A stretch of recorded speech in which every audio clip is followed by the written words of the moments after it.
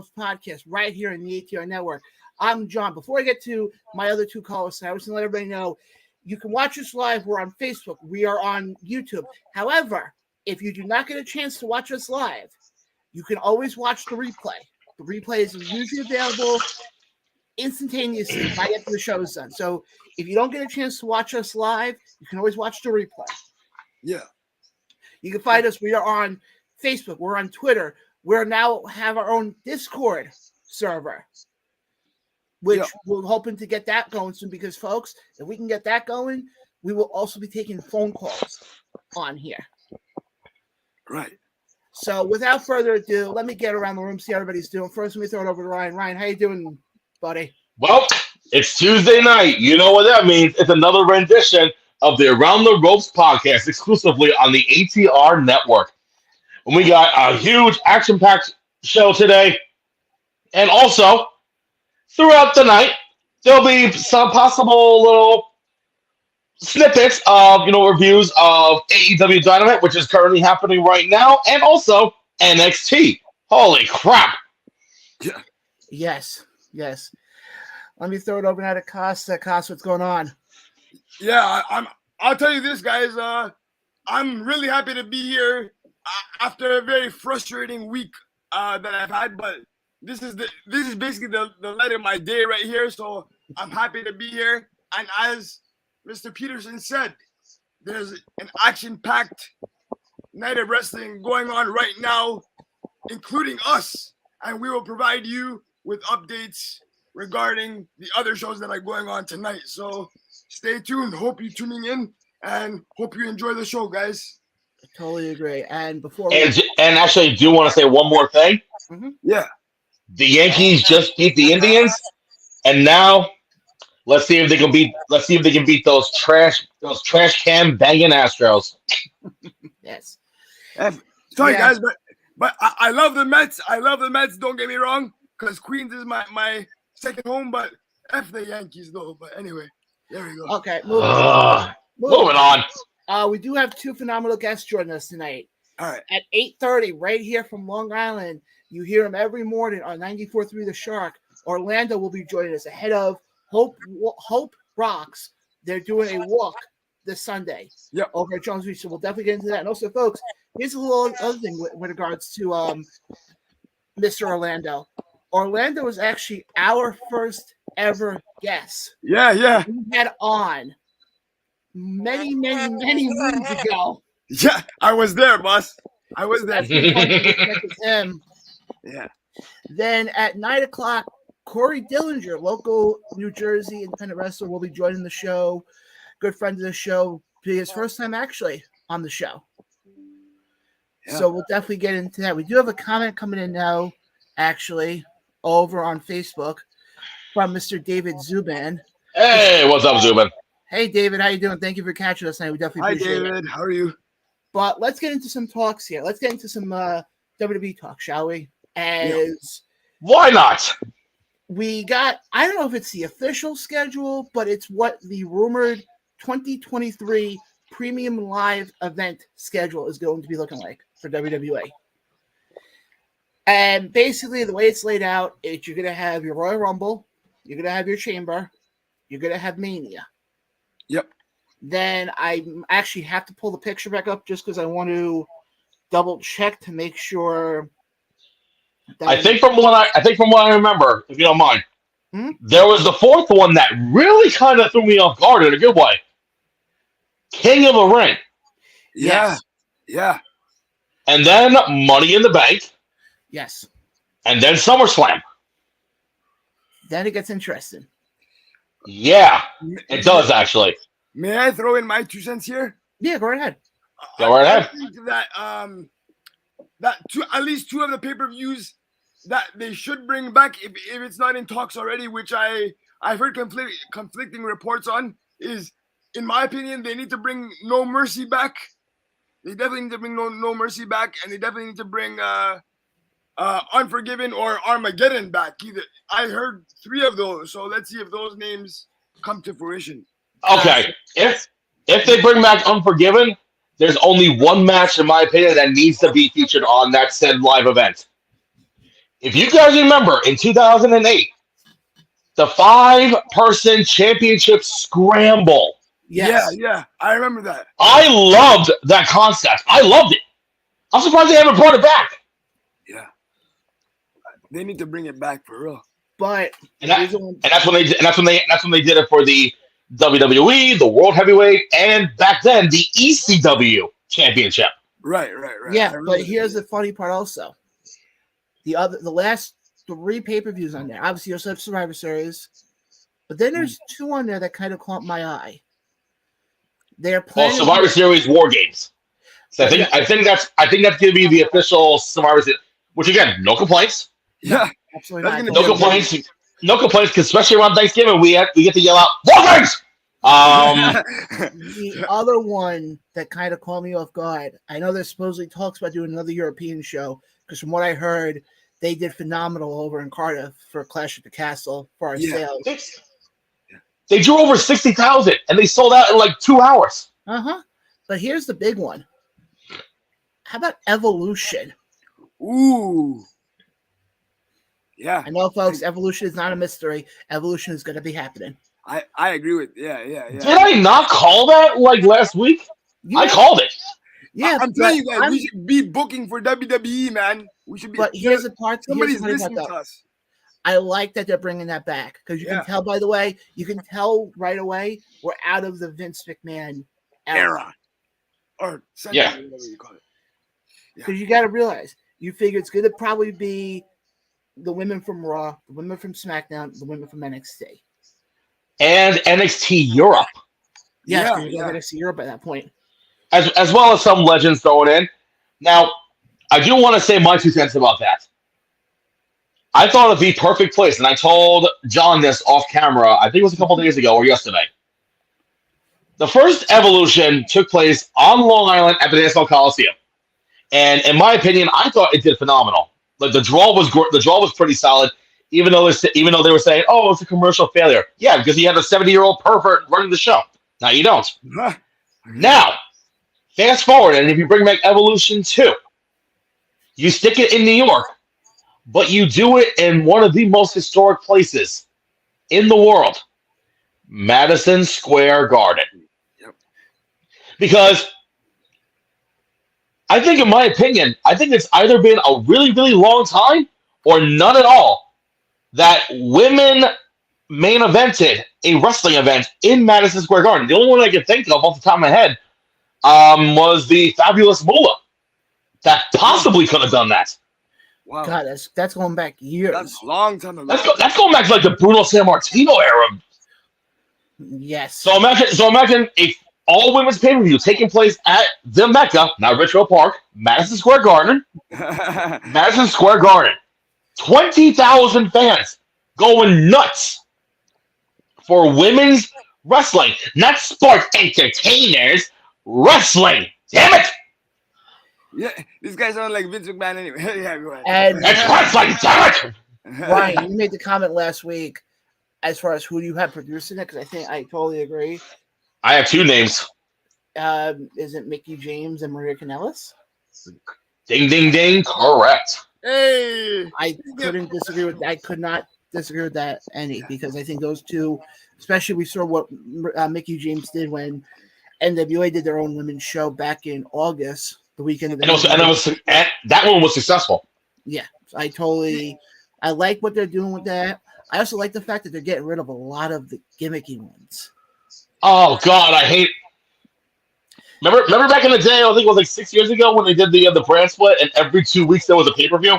Well, I also personally, to me, I don't like a lot of the gimmick pay-per-views, because I feel like a lot of the gimmick pay-per-views have lost their value. Because go through the ones like you've had now. Extreme Rules, yes, with the exception of this year, when every match actually had a stipulation. Everything sucked.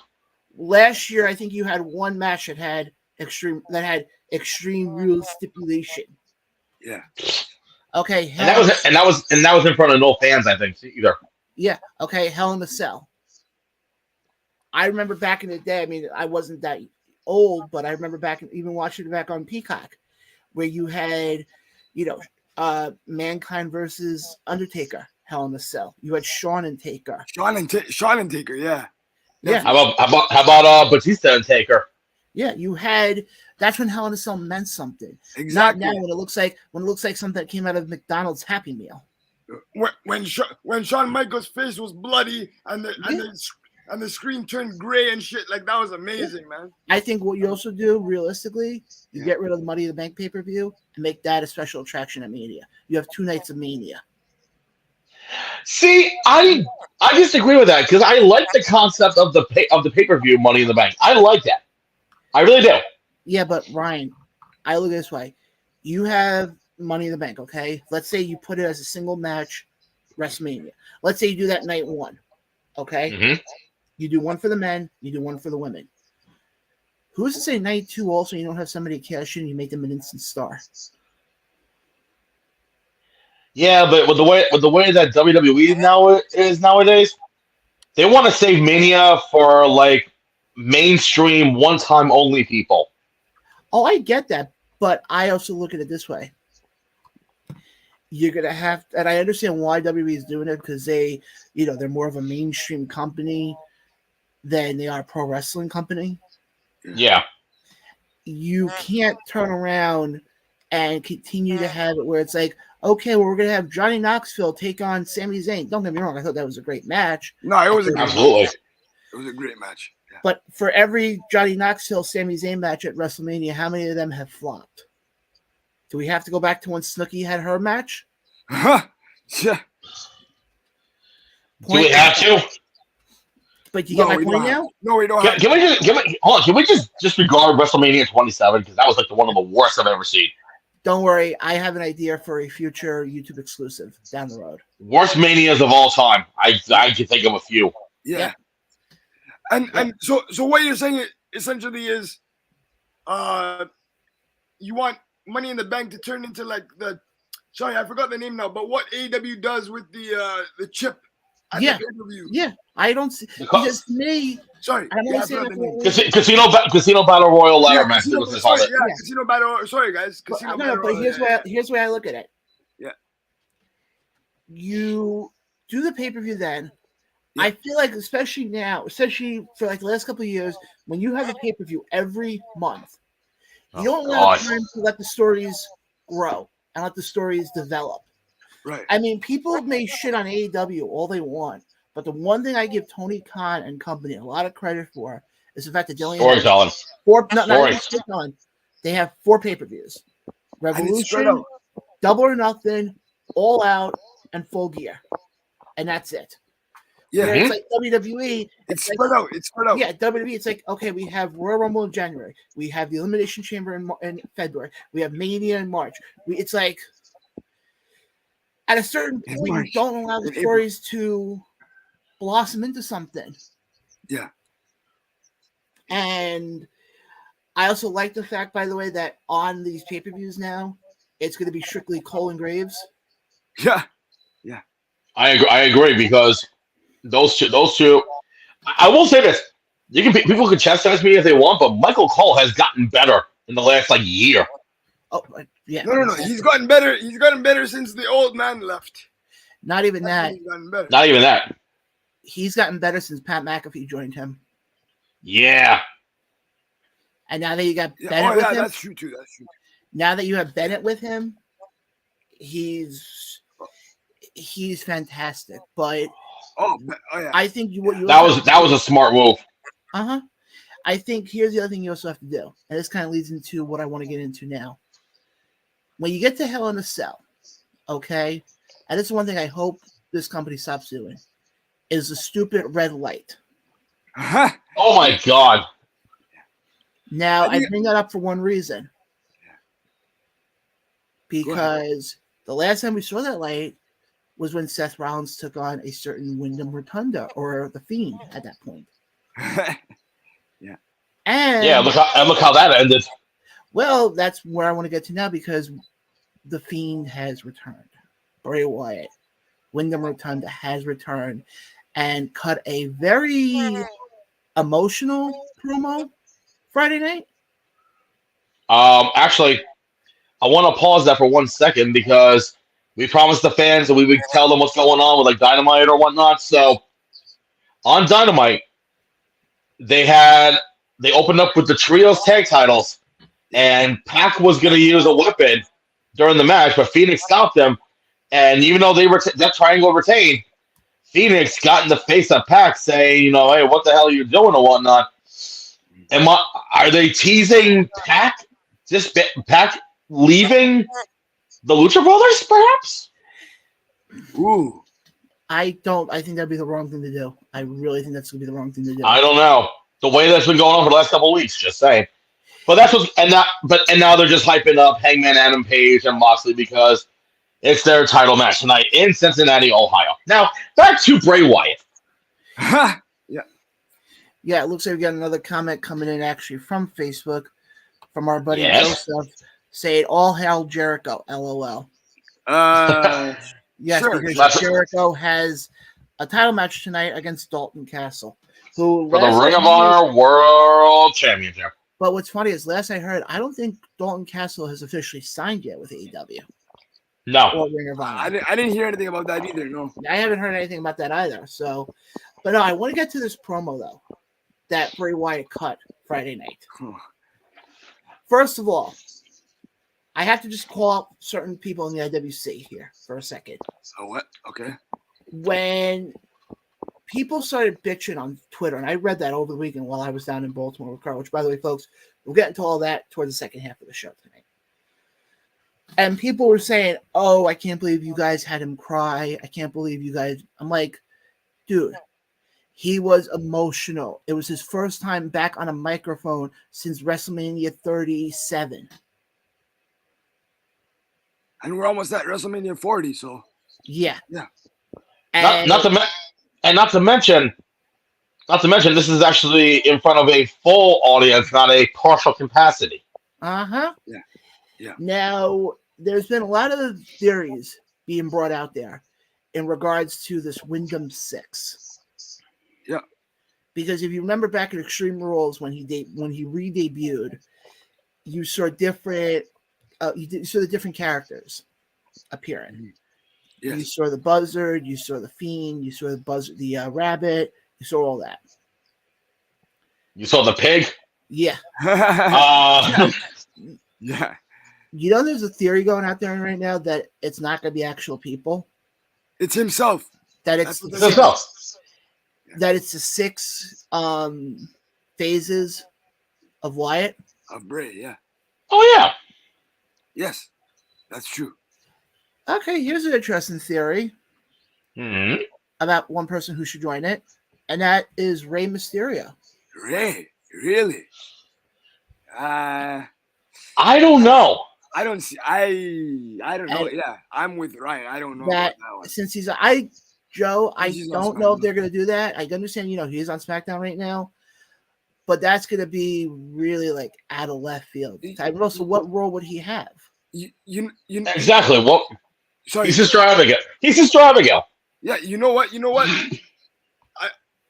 I may be like the only person that thinks this, but to be honest, I think that they should just Bray Wyatt shouldn't be on one exclusive brand. I think they should keep moving him from brand like Raw, SmackDown. I think they should keep moving him around. Like, I know this was about Ray, but I'm just about Bray in terms of saying that they should just keep moving him around and not keeping him on one brand. That's just my opinion. No, I understand what you're saying, but I have another theory out there. Okay. Yeah. I don't think it's just. And first of all, Joe, to answer your question, why I also don't think it's going to be Ray. I think they're going to use the stable to bring up guys from NXT. Yeah. To get them over. Yeah, exactly. And the funny part is, and one possible theory that I've heard, because if you know, one of the names they just trademarked was Uncle Harper. Yeah. And I forgot the other guys. I forgot the other one who they just trademarked as well. There's been some rumblings that 2 people who used to be part of the Righteous faction could be a part of that. The Righteous faction. The Righteous? What's that? Vincent. Oh. So you're thinking Vincent and possibly Dutch? Yes, Really? I am. And Dutch can be Uncle. Oh, I didn't think of that. Dutch can be Uncle Harper. I think it fits perfectly. It's going to definitely, because to me, you look at on that roster right now, like I said before, I think this whole Wyatt 6 thing is to bring guys up from NXT to get them over. Rey Mysterio is not at the point that he has to get over. He is To be honest, he's at the point of getting out the door. Yeah, exactly. He should be retired at this point, but No. neither here nor there. Don't get me wrong. Obviously, Rey Mysterio is a legend, but yeah. Oh yeah, absolutely. But I'm just saying, like, okay, he's been around for, as they said, 20 years in WWE, really 16, and yeah, and every 3 years he injures his leg. So it's like, wait, hold on, Ryan. You mean to tell me that WWE lies to their fans? No. Yeah. well, I mean, considering, I think it was Corey Graves that even said that, we don't know where Cody Rhodes has been in the last 6 years. No, there's also the same company that says Ric Flair has 16 titles in WWE. Not to mention, also apparently Billy Gunn works in woodshop. Yeah, exactly. For a while, because you have to remember, in Vince's eyes, there was no other promotion outside WWE. And there was none until now. Yeah. There was none. Yeah. Until recently. I have a gut feeling in me that I think Vincent and Dutch are going to somehow be a part of this Wyatt 6. So I have another name in mind. Go ahead. Joe Gacy. Yeah.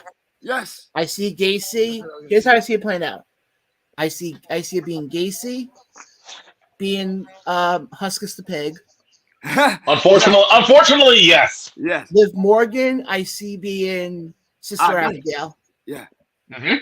I see Dexter Lumis once he's done with this whole Miz thing.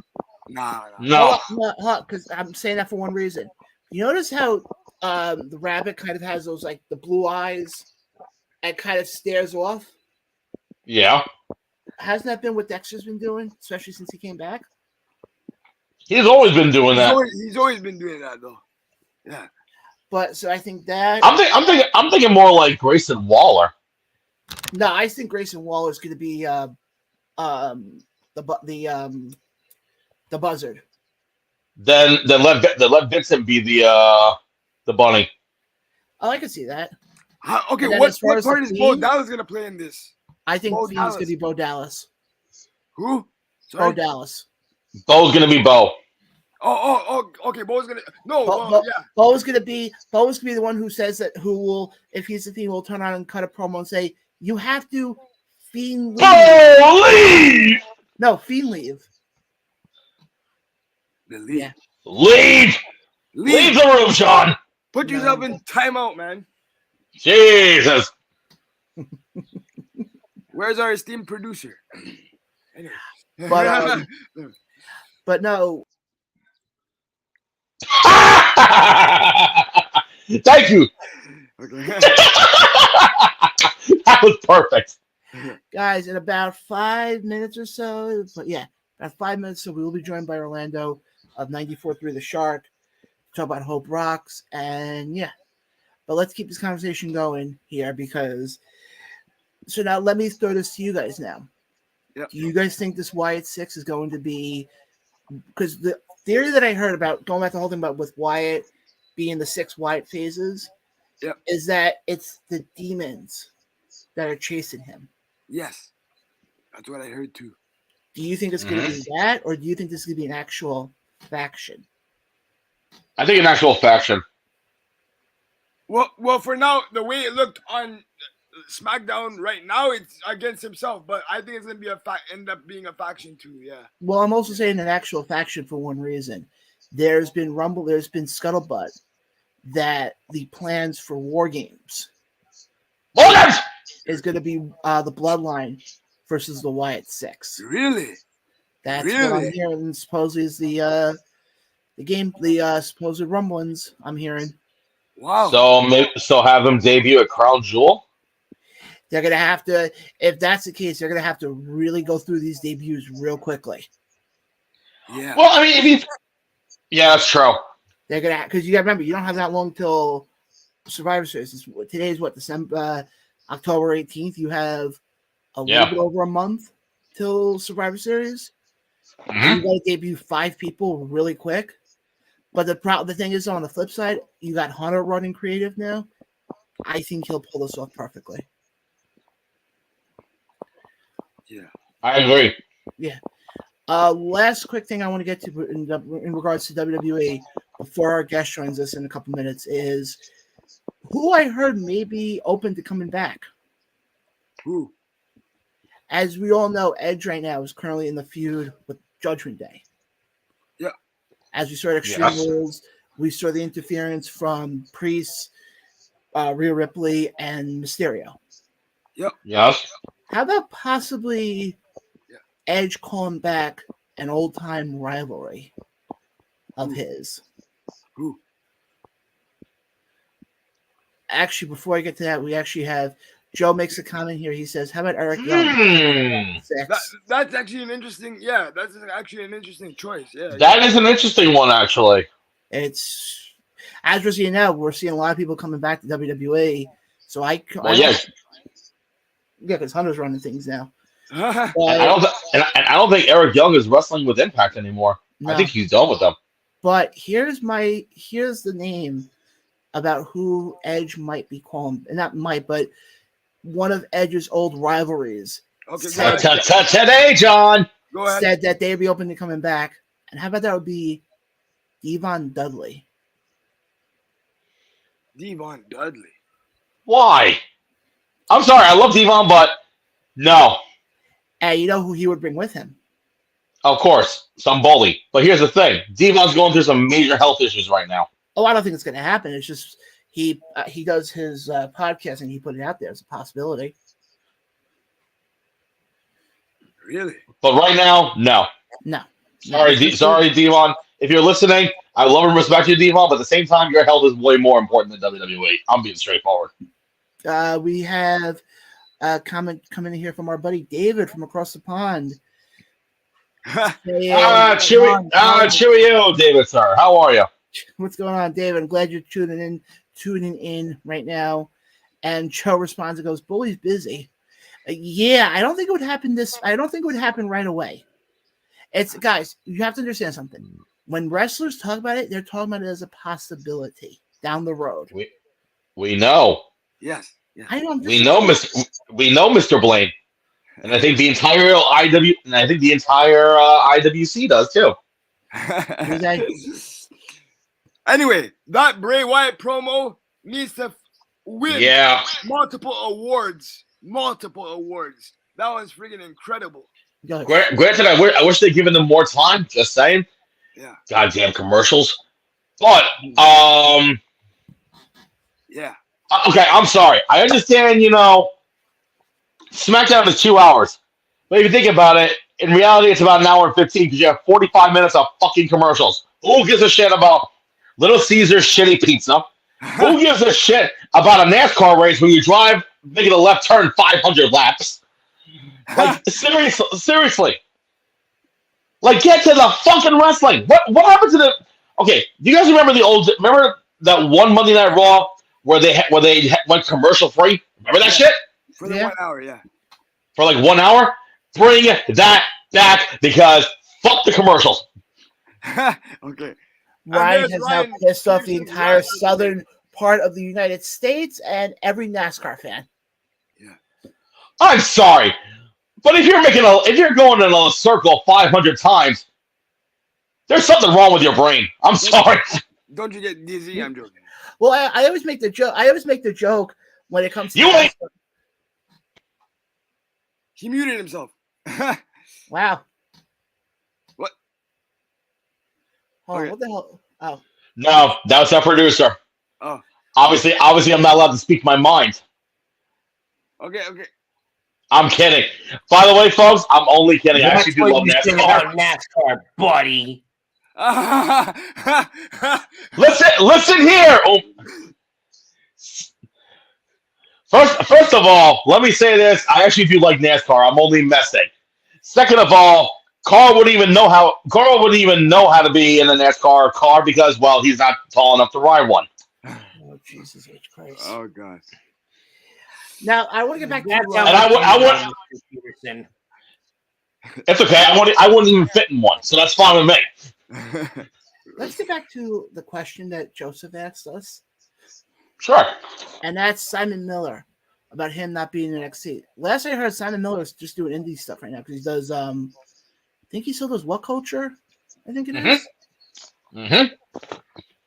So, yeah, I know last time I know he was in a ring was for the last Mission Pro show, which was a couple months ago, I think it was. I think so.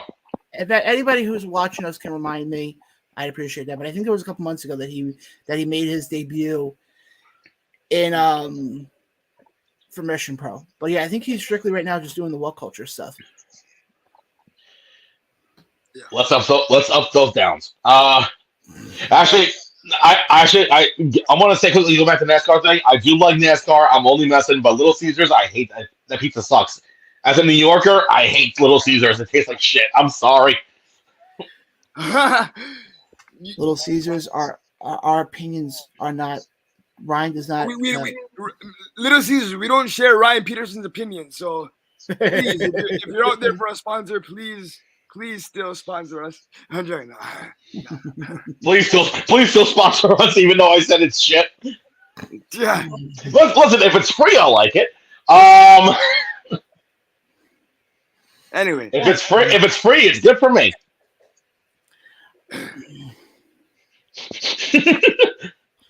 Oh God. I think Ryan Peterson just took over the show. God. Not even touching that one. About time I did. I'm sorry. What? You're funny. You're funny there, right? What did I do? All right. But yeah, guys, we're just waiting for our first guest to join us momentarily. But in the meantime, let's get over now to Impact. Uh-oh. Here's an interesting thing from Joseph chiming in on Facebook. Did you guys watch Vice? I was there. Vice. What Vice? I don't even know what you mean by that. Sorry. Who said that? Justin? No, Joseph. Joe. Or Joseph? Joe. Can you reiterate? Like, what do you mean by that? Yeah. Please reiterate. Or maybe Carl may know that. Actually, so for those of you that don't know, airing right now on Vice is Tales from the Territories. Oh. Other part of the Dark Side of the Ring. And it's the one with the AWA, I believe, tonight. Is that episode. Oh, shit. Really? Okay. So, I wasn't aware that was airing. Yeah. Wow. Yes, it's airing Tuesday nights at 8 p.m. On Vice TV. All right. Oh, and actually on Dynamite right now, we had a return just happen. Who? Rio. Oh. Rio. Oh. Who'd she go up against? Nyla Rose? No, what happened was it was Tony Storm and Hikaru Shida for the interim title. Jamie Hayter and that crew came out. All of a sudden, here comes Saraya, Lily going guns a-blazing, and Lily like spearing Britt Baker and beating the shit out of her. And then all of a sudden, the numbers were against her. And all of a sudden, you hear her music, and here's Rio. Rio's like hi, and it goes right in, does a crossbody, and that's how it ends. Wow. Rio, who weighs 150 pounds soaking wet. No, she's like 110, I think. Yeah. But yeah, to me, I just lost my train of thought here for a second. Like I said before, while we're waiting for our guests, actually, let's do this. Carl, why don't we throw it to a quick commercial break? All right. And we'll be right back right after this.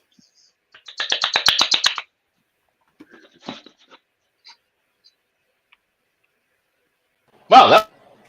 Hey guys, this is Carl from the ATR Network, also the producer of the Around Rose podcast, and I'm proud to introduce to you one of our good partners, Moonstar Smoke, right here in Animal Park, New Jersey. There's their phone number, their fax number. Guys, if you're a vape smoker like I am, they have everything you need. Also, too, if you're a hookah smoker, they have all your needs for that. Check them out. They're a mom and pop store. Sweetest people in the world, and you want to check them out. But also, too, you want to stay tuned to see more advertisements coming from them. And we are back. Unfortunately, in the commercial break, I did get a text message from our first guest. Unfortunately, he will not be able to be on tonight. So do apologize about that, folks, but we're definitely working on another date to have him on. So that means we can talk more wrestling. Yay! But hold on. I just want to mention this one big part, though, okay? Go ahead. I just want to give a little bit of shout out to Orlando and 94 Through the Shark for what they're doing. If you guys remember back when this show first started, and I'm talking back to the early days. Yeah. It was me and you. Actually, funny thing is, this was the exact same layout. Yeah, it was me and you. It was me and you, boss. And Orlando came on. And Orlando's a great guy. I've gotten to know him a lot in the last couple months. They do an event called Hope Rocks, which is basically a suicide prevention walk that they're doing. And basically, I actually just got some more of the info from it, so I'll read it along right now. Okay. Just give me 1 second here. It's uploading right now as you speak. On October 23rd at Jones Beach, 94 Through the Shark will be working with the American Foundation for Suicide Prevention, the Long Island chapter. Together, we can save lives and let people know that they are never alone. With hope, anything is possible, and Hope Rocks. So definitely, if you can, definitely donate. They do phenomenal stuff. Orlando has been a great person, great mentor to me as far as with the direction of the show. And yeah, so guys, we'll definitely put the link out in the description below. We'll put it on all of our social medias. And like I said, there's probably gonna be a good chance I would probably be at that event on Sunday. So if you see me there, definitely come out, say hi. Because folks, and we've said this before, mental health is not a light topic. It's not a joke. It's not a joke. No. And people, especially coming out of the pandemic, people are struggling with mental health. Yeah. Mm-hmm. Because a lot of people lost their jobs, lost their houses, and people don't realize how much that, pardon my French here for a second, but how much that fucks up your mind. And also, not to add on, but also losing family members. So, guys, definitely recommend that you check it out. Like I said, if you're on Long Island, definitely 94 Through the Shark is a great radio station. I listen to them pretty much every time I can get. Mm-hmm. Especially, I love pissing off customers at work because I tend to have them in the garden. And at 9 o'clock in the morning, when you're hearing Metallica Enter Sandman, followed by Radiant Blood by Slayer. Actually, no, not 9 o'clock. Sorry, 9 o'clock when they do the 90s at 9. My apologies. 8:30. You know, that's when you know John's coming down the street. When you hear Very that funny, Costa. music. But guys, definitely recommend giving them a listen, giving them a shout out. And also from everybody here at the ATR Network, I want to congratulate you guys on getting to 10 years this year. Congratulations, guys. You guys are definitely different when it comes to playing music, because with them, it's probably the first time I've actually heard Fozzy being played. Yeah. On any station in Long Island, and we have some big stations out here: BAB, Q1043, Max FM. Yeah, but you know what the problem is? 94.3 The Shark. They play stuff that those other stations really never touch. No, and that's why I always to Orlando, to Gabby, to Rob Rush, to the entire crew and the entire station. Thank you for providing 10 years of entertainment. Thank you for kind of kicking this kid into gear with the show. And this is scary to admit, folks. We're about a little bit over a month away from this show hitting 1 year. Jesus Christ. That's insane. And I'm going to say this right now. I'm not here if it's not for a conversation that I had with Orlando in the studios at the Shark. Wow. So, Orlando, if you listen to this, thank you for everything. And again, hopefully we can get you on here at some point, especially as we celebrate our 1 year anniversary coming up very soon. Be nice to have the very first guest we ever had on this show. Yeah. But Costa, Ryan, do you guys want to add anything to it? Nope, I'm good. And actually, I'd like to get back to wrestling, something positive. Yeah, go right because ahead. I kind of want to talk about what's going on at NXT right now because I happen to rewind. So on Dynamite, they kicked off with the Trios Tag Titles, and on NXT, what they're doing is there's a story going on between Cora Jade and Roxanne Perez. Right now, they're doing a pick your poison. Cora Jade picks someone from Raw, and Roxanne picks someone from SmackDown. Right now, it is Cora Jade's pick taking on Roxanne, and who is there? Rhea Ripley, along with Finn Balor, Damian Priest, and Dominic Mysterio. The entire Judgment Day is in NXT right now. And now we fast forward, because I'll watch the matches later, because we got to get to the results. La la la la la la. As I now wear a Little Caesars pizza. Yeah. Rhea Ripley won. No surprise. Yeah. And also, I completely forgot about this. Joe Gacy and his little cronies are taking on the Schism, taking on Cameron Grimes and the OC. Yeah. You realize, by the way, why this is happening tonight, right? Why? Oh, yeah, because it's the Tuesday Night Wars. They're back, baby. They're back for one night. Well, also, from what I read, WWE wants to beat AEW in the ratings tonight. Yeah. But now that we have some time to kill before our next guest joins us at the top of the hour. Oh, whoa. What in the blue hell? I'm sorry. So, Tony D'Angelo's little crony and whatnot had an open challenge of Tony D'Angelo's picking, of choosing and whatnot. Mm-hmm. It's Shinsuke Nakamura. Really? Yeah. Interesting. They pulled in Nakamura for tonight. What the hell is going on? Like we said, there could be many wrestlers making a comeback under Triple H. So let's. And right now, Alba Fire is coming out, and she's facing off against Sonya Deville. And then, of course, went to a DQ, and all of a sudden, Mandy Rose is coming out. Mandy Rose back with blonde hair again. Ooh, I need to see this.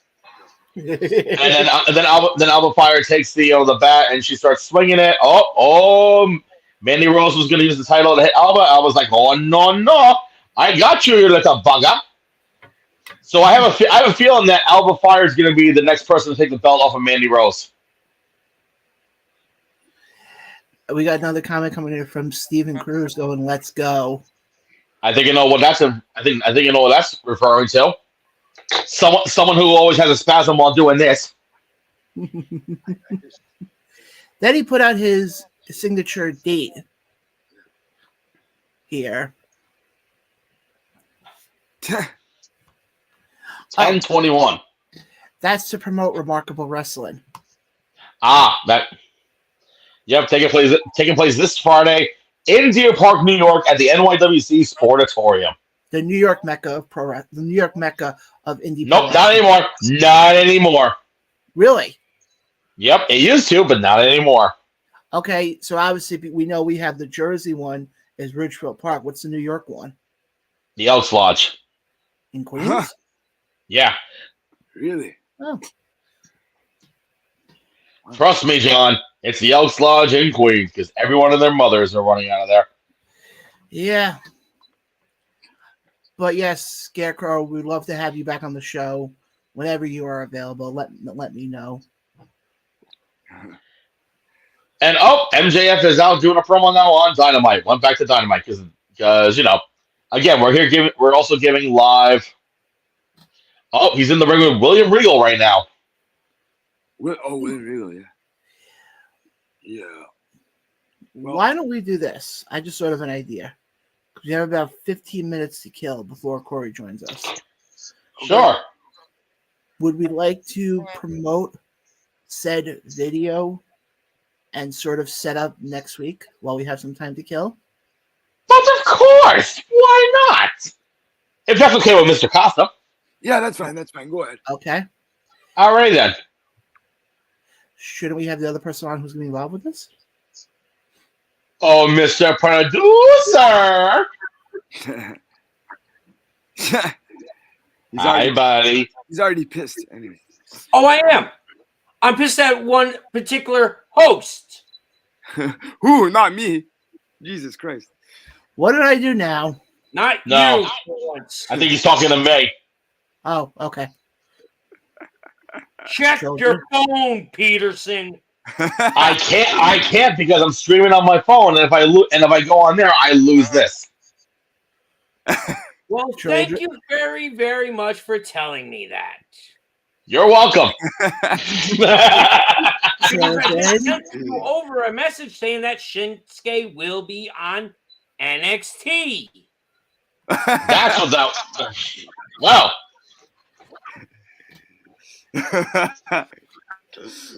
Okay. Wait until Saturday, Ryan. Oh, shit. Not only is he going to get something, now you are. man, this is what happens when you become a Carl Roberts. You get so aggressive, you just want to beat people up because you're hiding something from yourself. Moving on. Guys, we have we're not done yet with the show today. We still got lots of things, but I wanted to promote what we what we have coming up next week. Because next week's actually going to be sort of a little bit different of a setup. Yeah. We're going to basically be calling it our Indie Spotlight. Because not only are we're going to be talking a lot about independent wrestling next week, including the 3 shows that we will be at, including Ace Pro Wrestling, CC Colossal Championship Wrestling, and Breed Combination Wrestling. Oh, dear God. But happening at CCW and Bree is round 2 of the challenges between myself and Carl. 2 and 3. So let me. Oh, that's right. So let me just add something to that, guys. I don't think you guys are gonna see Mr. Blaine if he survives or not, but. I don't know. But you might not see Mr. Blaine going forward by the end of this month. So I don't think so either. Costa? Yes. Let me get to that. Okay. Now, Mr. Roberts, if you would please unveil the promo video. Folks, it all goes down next week. The official contract signing. Yeah. Between myself and right there. With this one, it's going to basically be handle the hot situation in Ridgefield Park. Oh, God. These 2 are gonna burn the motherfucker down. No, Especially Johnny Boy. Hashtag kaboom out your ass, boy. Hashtag no Seth Rollins. I'm joking. If I'm you're just listening saying to this, any air freshener company or any toilet paper company, if you wouldn't mind sending an economy size container. Huh? For John, please. No. Yeah. No, go ahead, Carl. John's going to need it. Because, folks, it's all going down next week. All going down. I wouldn't say container. I would say a crate. Yes. A pallet. A pallet. I can get a pallet of it. I can get a pallet. Yeah. Oh. Because, guys, it's all going down next weekend. And you can watch it live right here on the ATR network. Oh, good Lord Almighty. Oh, dear God. Mm-hmm. So anybody who's watching it, if you see me running off screen, it's not because I don't like to talk to you guys. It's because he's trying to get his it's because he's trying to get his Pillsbury Doughboy costume off while he's trying to get to the restroom. So anyway, Go ahead. And actually, Ryan will be emceeing the contract signing. so for those that have been living under a rock for the last couple of weeks, since we've been talking about this, Yeah. Mr. Blaine and Mr. Roberts will be participating in the second and third challenge. We'll get into that one in a bit. Oh, shit. On Saturday night at CCW, these two will be eating not one, not two, but 3 White Castle Ghost Pepper Burgers. Oh, shit. But wait, there's more. Because we're going to have not one, not two, but 3 different hot sauces on each burger. Oh, And they're right here, people. And they're right there, Burn after eating and ghost pepper wing sauce. which is a cream sauce, so that's even more dangerous. oh shit. But wait, Challenge number 2. now if somehow if either one or both competitors survive, then the following day. Wait. You forgot what the stipulation was for this one. Oh no, I was gonna get into that after I mentioned the second challenge. Okay. Go ahead. If you don't mind, Carl. Okay, so if they somehow survive that, then the following day at Nope. You forgot. What? Whoever loses that night. I was getting to that after I mentioned the other challenge. Before the other challenge. All right, come on. All right, go ahead, Carl. Go ahead. Whoever loses gets 2 chest slaps. Not 1, 2. Oh shit. And these are gonna be shirtless, right? No. And yes. Costa made a very good point. They're gonna be Mr. Roberts. Right? They're gonna be shirtless. Shirtless. So this time we're gonna actually see bruises on John Blaine's. Hold on. That if that's the case, then this picture will be going up right beforehand. And that's this one right here.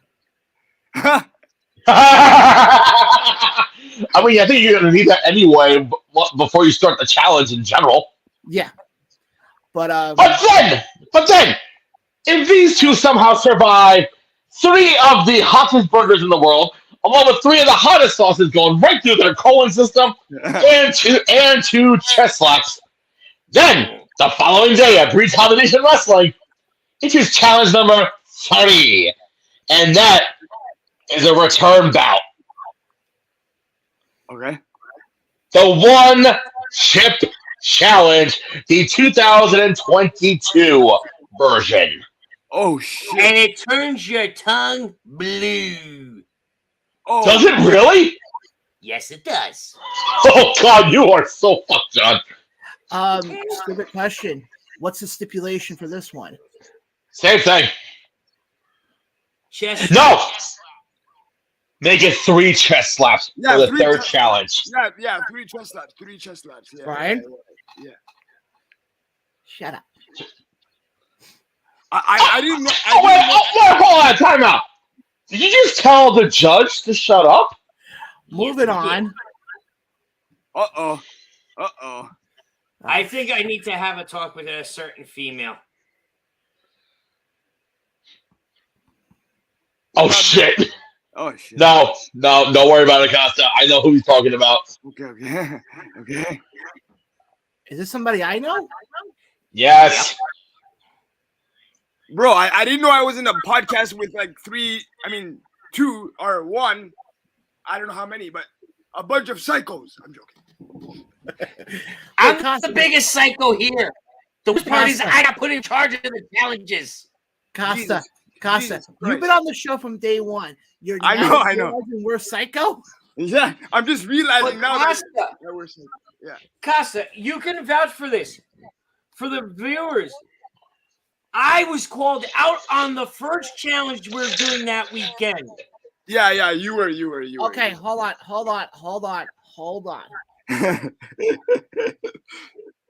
I called you out for a reason.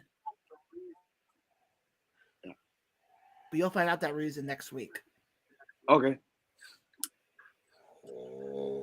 So folks, tune in for that one. Tune in for the official contract signing next week. Yeah, you'll find out next week why I called you out. Okay. And folks, I'll tell you this right now.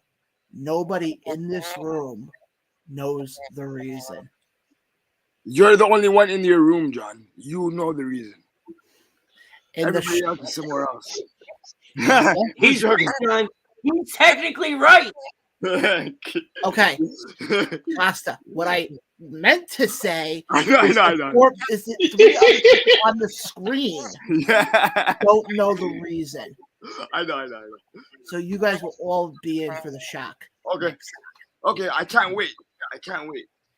And if you guys remember back when we did our first contract signing and how passionate I got in that promo, you've seen nothing John? yet. Let's just put it this way. That's if you make Tuesday night after this. Oh shit. Oh yes. Oh Crap. Folks, let's just say this weekend is going to get a little ruthless for John. Oh dear God.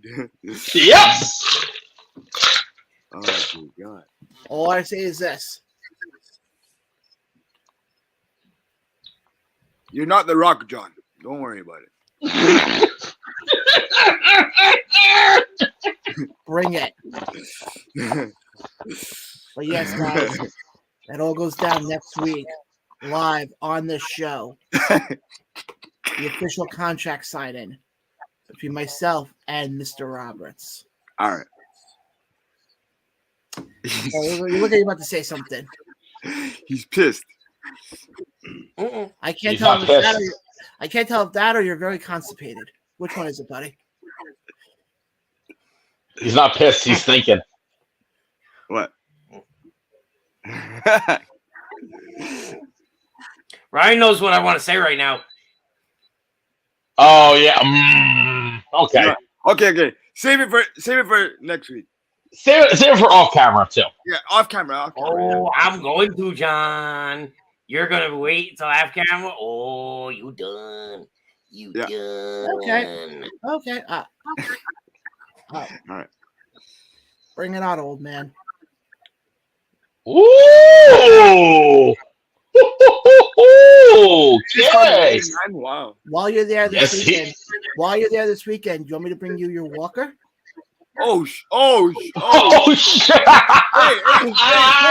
Hey, Carl, I can deliver you my walker if you want to use it. I don't know.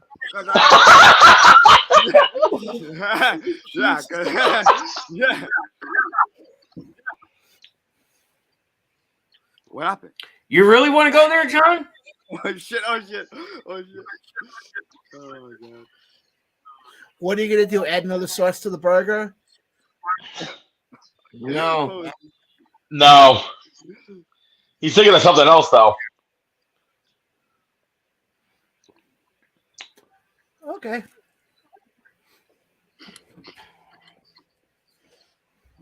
Oh shit. You're really doing this, John? Look, He's really doing this.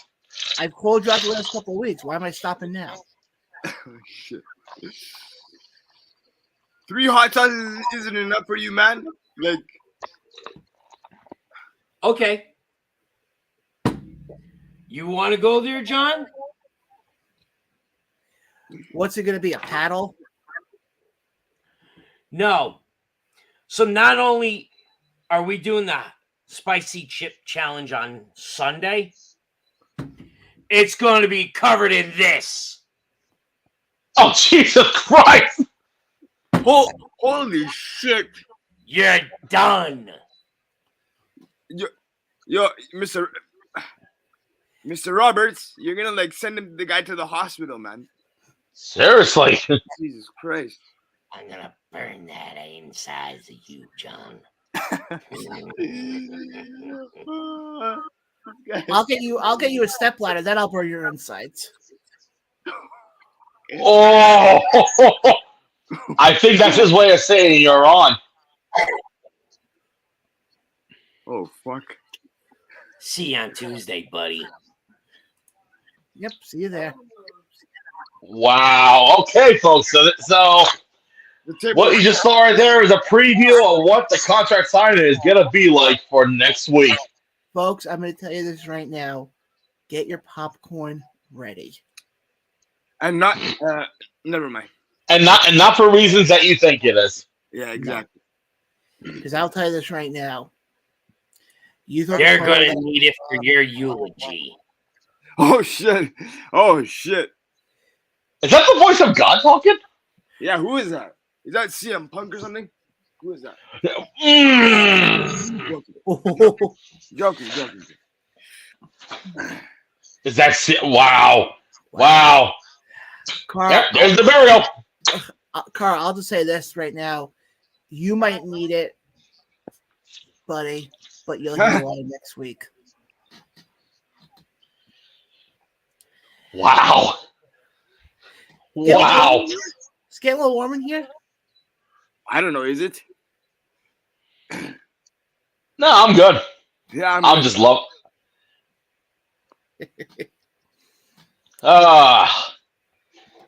But yeah, guys, I hope you guys have been enjoying the show tonight.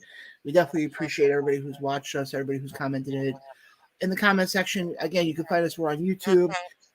When you go to YouTube, we do not have a URL right now, so you have to search for us. Go to the ATR Network, and right there you can get all of our videos. We have some interviews coming up that you're not going to want to miss. We have all of our shows between this show, the sports show, and Costa's show. We're all up on our YouTube page. If you missed any of them, definitely go back and watch them. Yep. You can also find us. We're on Facebook. You can find us in one of two spots. You can either look for us under the Around the Ropes podcast name, or you can find us under the ATR Network. Both places, again, for the Around the Ropes podcast page, that's where you'll get all your wrestling news and all the shows archived on the ATR Network. Not only will you get your Around the Ropes podcast, but you also get the past episodes we've done of the Sticky Fingers Sports Show and Casa Show of What is a Hit Record. So definitely do there for all that. While you're there, also hit the like button, hit the subscribe button. Any of those social media platforms I mentioned cost you guys nothing. It does wonders for us. Again, guys, we're not here without you guys, so definitely continue to support us any way you can. Also like to make a quick mention. We now have our coffee. I see our guest just joined us, so I'll get to him in 1 second. You can now purchase the Around the Ropes coffee. We have T-shirts. We also have 2 different size mugs, 11 ounce and 14 ounce. Definitely, you can get all that. Message us on the ATR Network or message me privately, and we can get something going. And folks, without further ado, Mr. Peterson, would you like to introduce our guests? Why, certainly. So, ladies and gentlemen, joining us at this time on the Around the Ropes podcast is not only a very good friend of the show, but also one of the top up-and-coming stars in Jersey wrestling. If my memory serves me correctly, he is the UWA Elite Champion still. If not, this person will come on and yell at me. He's also known as the Beefy Boy himself. Ladies and gentlemen, please welcome the self-proclaimed diligent one, Mr. What's up, Corey everybody? What's going on? Beefy I'm Dillinger. trying to figure out the audio. I don't know if you can hear me because I cannot. Oh, we hear you crystal clear. I cannot hear you guys. I We can cannot. hear you. So just bear with me. I'm gonna try to fix this up. First time I'm slipping up like this. Hey, folks, it's Live Tech. But as Corey's fixing it again, folks, you can purchase the Around the Ropes coffee, T-shirts, and mugs. We'll have the pictures up for all of them this week over on our Facebook page and our Twitter accounts. So definitely you'll want to check that out. The coffee is a Sumatra blend. It is so smooth. When we get into the story with Baltimore, we will tell you guys the names of the people who will try our coffee and who will love our coffee. And John, is it organics by any chance? Yes, it is. Oh, it is. Yes, Now it it is. Okay, I didn't know that. I didn't know that. Yes, it is. Oh, nice. It is so smooth going down. You will love it. But Corey, can you hear us now? Mr. Roberts, I'm gonna need my. On that note, I'm gonna need my coffee, boss. I'm joking. But, You'll get it soon. Don't worry. You'll get it soon. It's weird. It's weird, guys. I'm so sorry. For some reason, I am not getting any audio. This is very tricky. So while Corey's figuring that out, I might have to leave and come back in. I'm gonna give that a shot. All right. okay, not a problem. But while Corey's figuring that out, yes, folks, like I said, That was Corey Dillinger. What a great guest that was. That was fantastic. Top notch, 5 stars, fantastic. Guest of the year. thank you, Corey. You're the best, man. oh, Jesus. Oh, that was the best interview we've ever had. Love it. Yes. Yeah, that was a great interview. Corey, glad to have you on, buddy. Hope to have you on again soon. But We're live, folks. Anything can happen live. as what's his face used to say, oh crap, he was on Fox News for years. Bill, not Sean Hannity, the other. You talking about sports? No, the guy who always used to say, "F it, we'll do it live."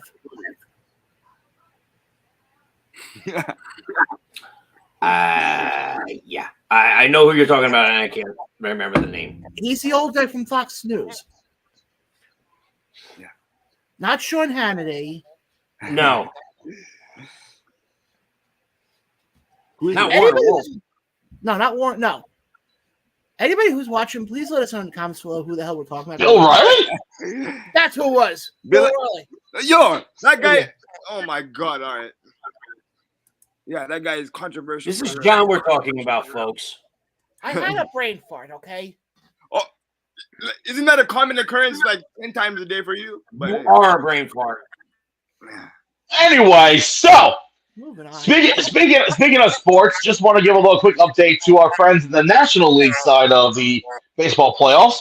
Yeah. Game 1 of the NLCS is currently happening right now, and Bryce Harper just hit a homer for the Phillies, so now it's 1-0 Phillies in the top of the 4th. Yeah. Let's And go, we are so Phillies. honored Corey Dillinger has joined us twice. Hello, everyone. Can you hear us, Mr. Big? Yes, Mr. That's a yes. That's a yes. All right. Great. Our guest is back. But Corey, how have you been, man? Man, I've been. Hold on, let me do my Xavier Woods. I am doing spectacular.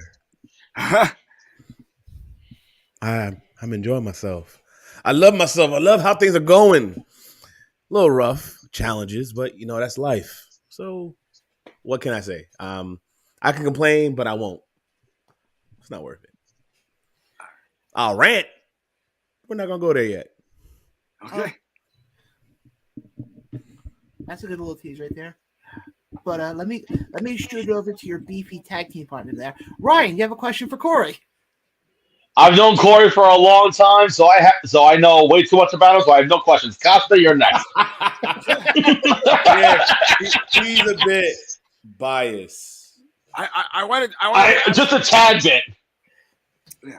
I wanted to ask you, is there a standout moment that got you into wrestling by any chance? Yes, there is. Well, there was.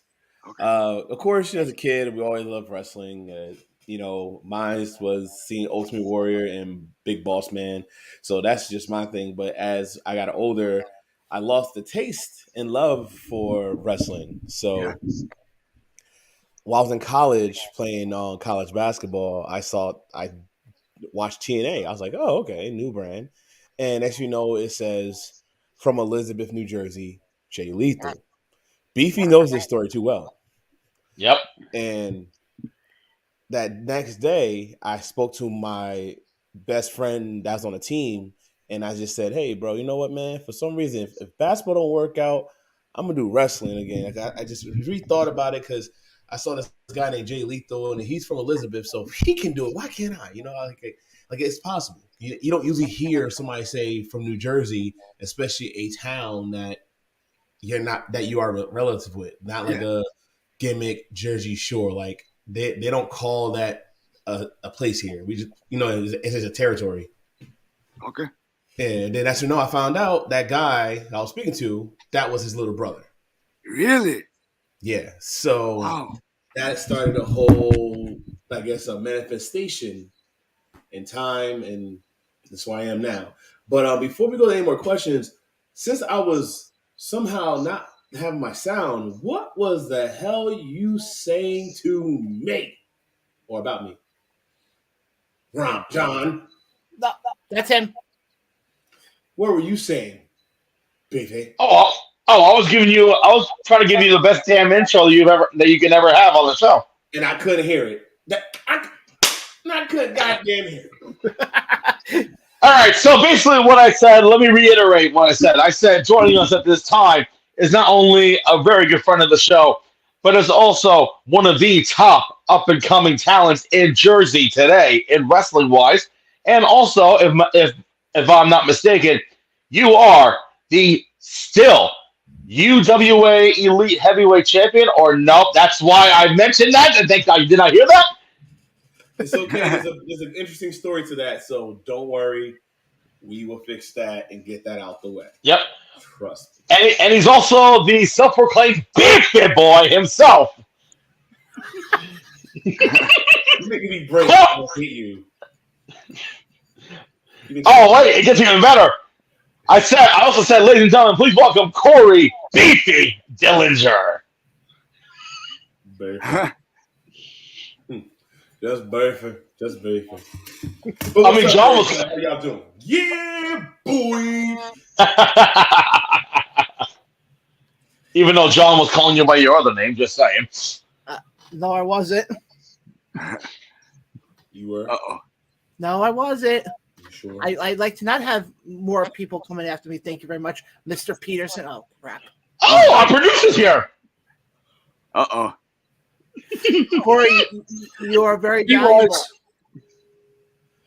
Hello, and he leaves. Wow. Yeah. I'm Why still did he- here, Mr. Dillinger. It's a ghost. It's Halloween.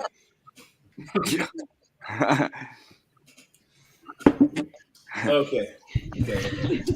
So, It's the ghost of Beefy Past.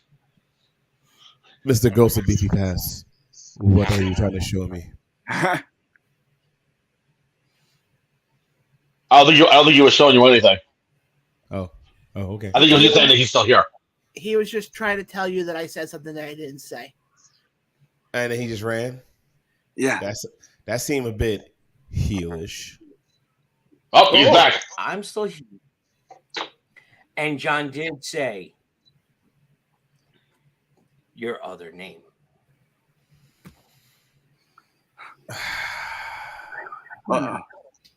Uh-oh.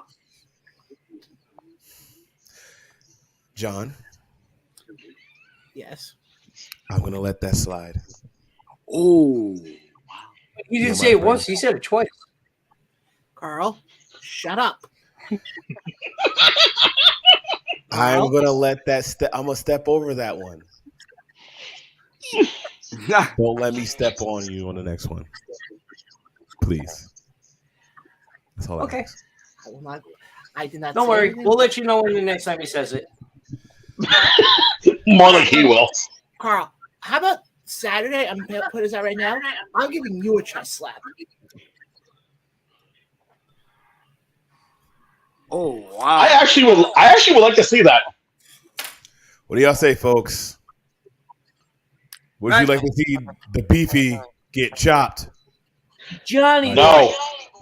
Yeah. why don't you put That that beefy. poll out on Twitter? Why don't you put a Yeah. poll out on Twitter? Yeah, we could put a poll on Since you Twitter. control the Twitter. Yeah. I will take care of that after the show. You know, let's move this around. After I- the show, yeah, you do that out. All I'm gonna say is this: I've been waiting 8 months. No, sorry, almost a year to see John Blaine get chest slapped. So that's what I'm waiting for. That's what Don't I'm. worry, Costa. It's coming for him. All All right. I gotta say is dirt.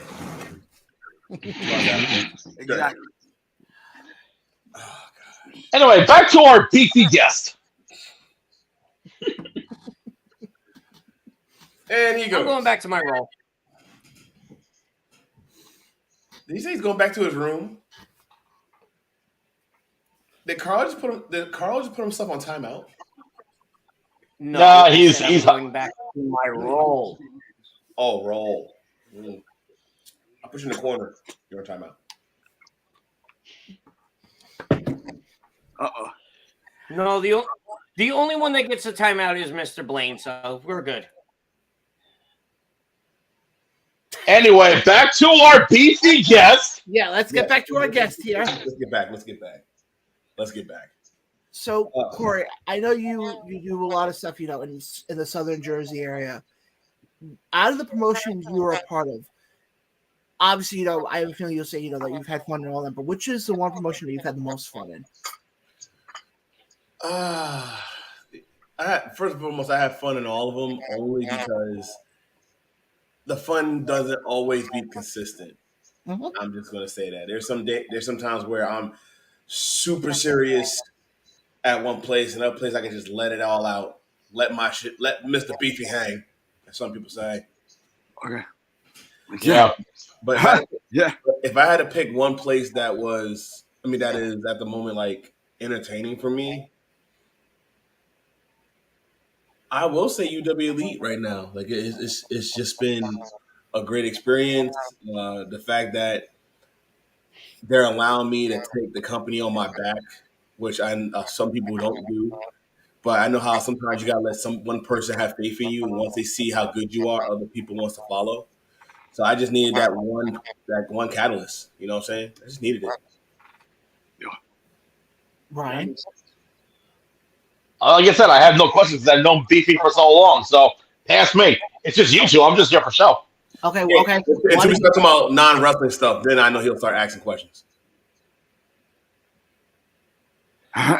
Yes, Thanks, Billy. Billy. Thanks, Billy. Billy, it's great to hear from you No guys. problem. Great to hear from you. Seriously. But Ryan, why don't you tell the fans how you and Corey, your first interaction? Yeah. Okay. So I think it was back in, was it 2014 or 15, I believe? It was before the Michael Lando match, which ironically I just watched. So I think it was 2015, actually. Yep. Yeah, 2015 in Wallington, New Jersey, at the now defunct and honestly one of my favorite places I've ever announced in, the Morgan Jr. Arena, home of Ace Pro Wrestling. Yes. And by the way, if you're ever curious, go on YouTube, put Corey Dillinger versus Mike Orlando.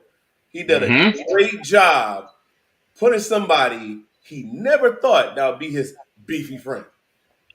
Yeah. He put me And over. I think that was also one of Mike Orlando's like earlier matches in his career. I think. No, it was actually the match he had to return from his injury. Oh, that's right. I forgot he was injured. I forgot about that. FYI, he was not fully healed that night. He literally told me that right before we like the locker room. I was like, "Are you serious?" It's like, "Yeah, let's go, motherfucker." Because I know Mark Orlando. Like I still consider him as a good friend. Hadn't seen him in years, Yeah. but I always watch and support their stuff. So when he said that to me, I was like, "You know, this could go south." He's like, "Yeah, but I love wrestling." I was like, "I respect that." Okay, now you bring that up. Let me ask you this now. Does that change your mindset? Where you had one mindset going into the match, all of a sudden you're in Gorilla, and he tells you what he tells you, and it's like, does your mindset change or does it stay the same? Well, because he's my friend, I do consider him as my friend. At the time, like, yeah. But it was like some other guy for a debut. Like, I wouldn't have cared enough to where I know, like, okay, as long as I do what I gotta do, it won't matter. Still perform, still do what I gotta do, make it happen. Costa? There's one question I wanted to ask was can you speak about your daily regimen and if it changes regarding what you're doing? Like if you have a wrestling match coming up, is your workout regimen and your dietary regimen different from just a regular day? Man, my dietary setup is very beefy. Yeah. Beefy. Beef. Can you, okay, Nah, can you get thank you. You're welcome. But seriously, my regimen slightly changes. I figured as long as I eat much more cleaner, more strict during the day, I get up at 4 in the morning. This has been going on for the past month, so I'm very proud of it. I get up at about 4:30 to 5. I'll get out of the house about 5 o'clock to 6. Do my morning cardio. Go to work. Take care of what I got to take care of. I'll get up early enough. I'll get out early enough from work. I'll hit the gym and just do strict weights. And I try to break it down 3 days a week instead of me trying to force 4. So, like my cardio in the morning, I make that every day. I try to make that every day just to be like, okay, I'm doing something. I'm calling it a day. Yeah. And then on match night, it's like, okay, depending what body part I worked on that day, is either, all right, you're going to do cardio, or you know what, just relax, throw out all your energy out that match, and get some sleep, and then take the walk of shame the next day. All right. Sounds good. Sounds good to me, boss. Thank you. No problem, bro. No problem. But you know what? I know I'm gonna put some lighting into the UWA Elite spectrum because at one point I was not only the UWA Elite I champion, I was also the UWA Elite World Champion, and also their Mike Davis Memorial Crossroads Tournament winner. Yeah. There's a lot of words, a lot of words. Yeah. And I lost it all because once I beat Matt Vertigo, shout out to Matt Vertigo, I really hope your recovery starts strong and finish strong. I know it's going to be rough in the middle, but I hope it does. After I beat him, I released the I Championship because I felt like that title has a lot meaning for people who's trying to get opportunity to get heavyweight title gold or anything at the top, that top brass ring, you know what I'm saying? So after I released it, Brandon the Bull's music came on, which pissed me off. I got clocked by Nicholas K, like legit, with a freaking briefcase. And I had to do a match right there and then. I got choked out. Actually passed out a little bit, like legit. And now, this happened this past weekend, so I'm giving out the spoilers for the people who did not watch the product, which you should. You should go check out UWA Elite Network You should. Should.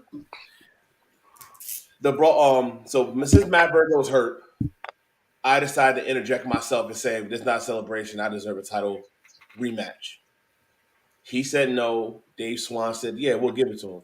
Because to be honest, Brandon Bull has been acting very snobby ever since he lost the weight. Period. But chase your own, do what you gotta do. Match starts. He's so annoying I can't say his word. Nicholas K literally slides into the ring and hits me with the belt in front of the ref. And I lost my chance. Right on the spot.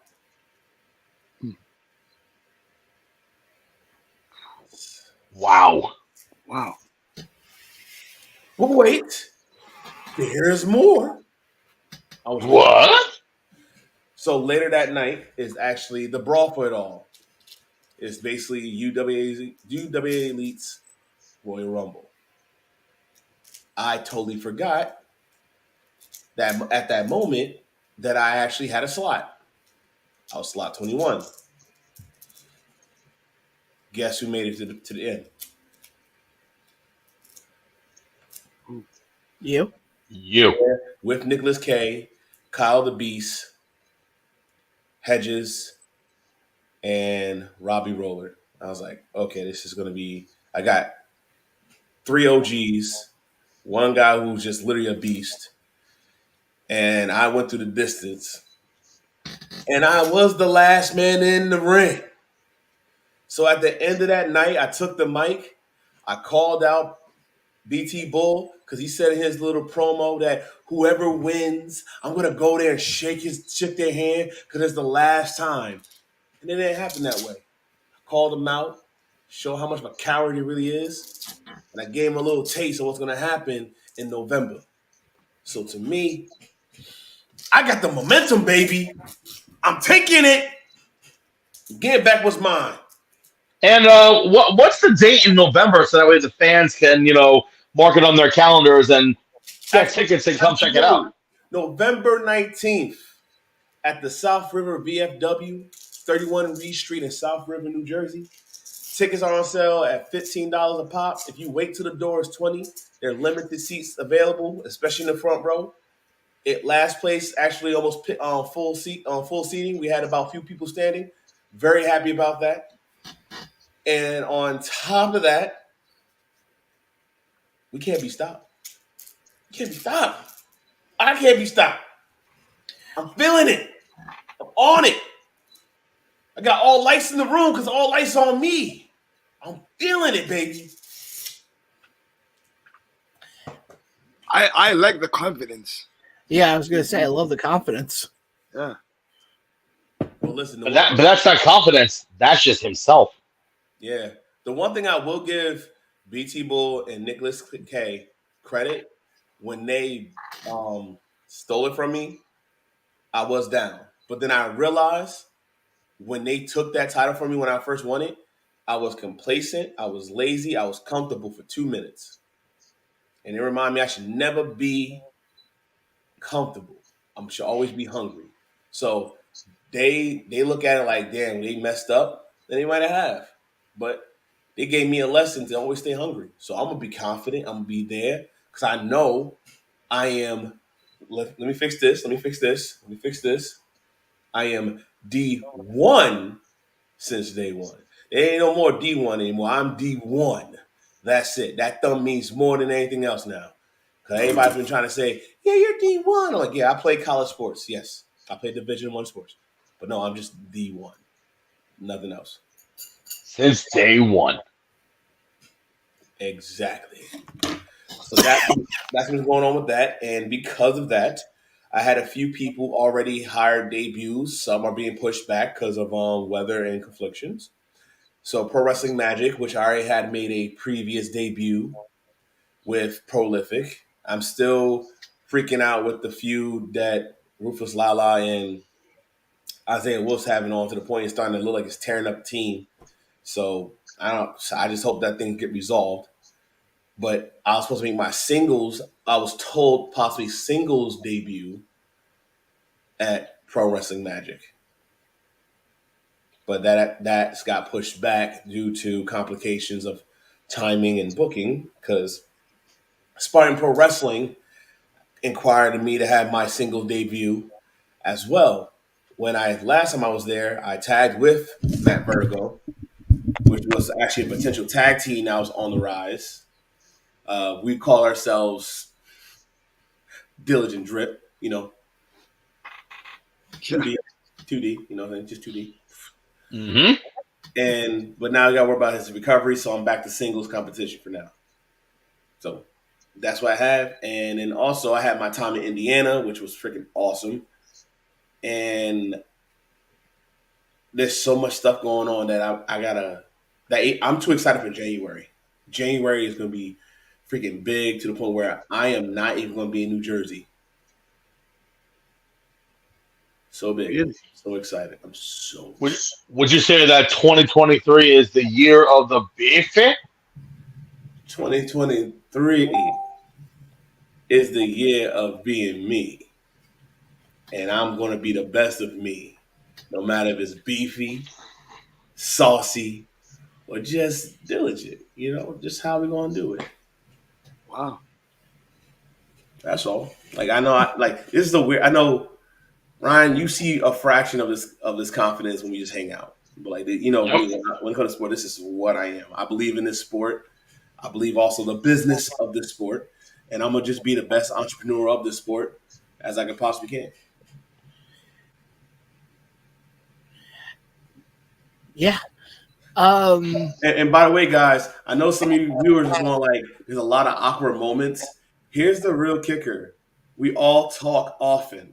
So this is actually a weird one because usually we talk and we don't care. But now because yes, now they're like, Yep. No, you're doing such a good job articulating like with the promo that we're just sitting here and admiring you. Okay, let me ask you again. You cool, bro. You cool. I understand, man. You just enjoying the sun. It's cool. I'm talking about Beefy 1, Beefy 2. That's what I'm talking about. I'm talking about them two. I'm talking about them two up there. That's all. Yeah. Okay, cool. Let me ask you this: a non-wrestling question. Okay, now I'm about to get some fun shit. When you're in the gym, what do you have playing on in your headphones? The most random ass playlist you'll ever fucking hear. I'm talking about you'll hear some artists, like some of the artists I'm going to say you probably never heard of them. They're midline, but they're making good money and they say good stories in their lyrics. Okay. Futuristic guy from Chicago. I believe he's from Chicago, and he lives in Arizona. No, Detroit. He lives in Arizona. I listen to Nipsey Hussle. I listen to Metallica. I listen to Motley Crue. I listen to fucking Disney tracks. Wow. Wow.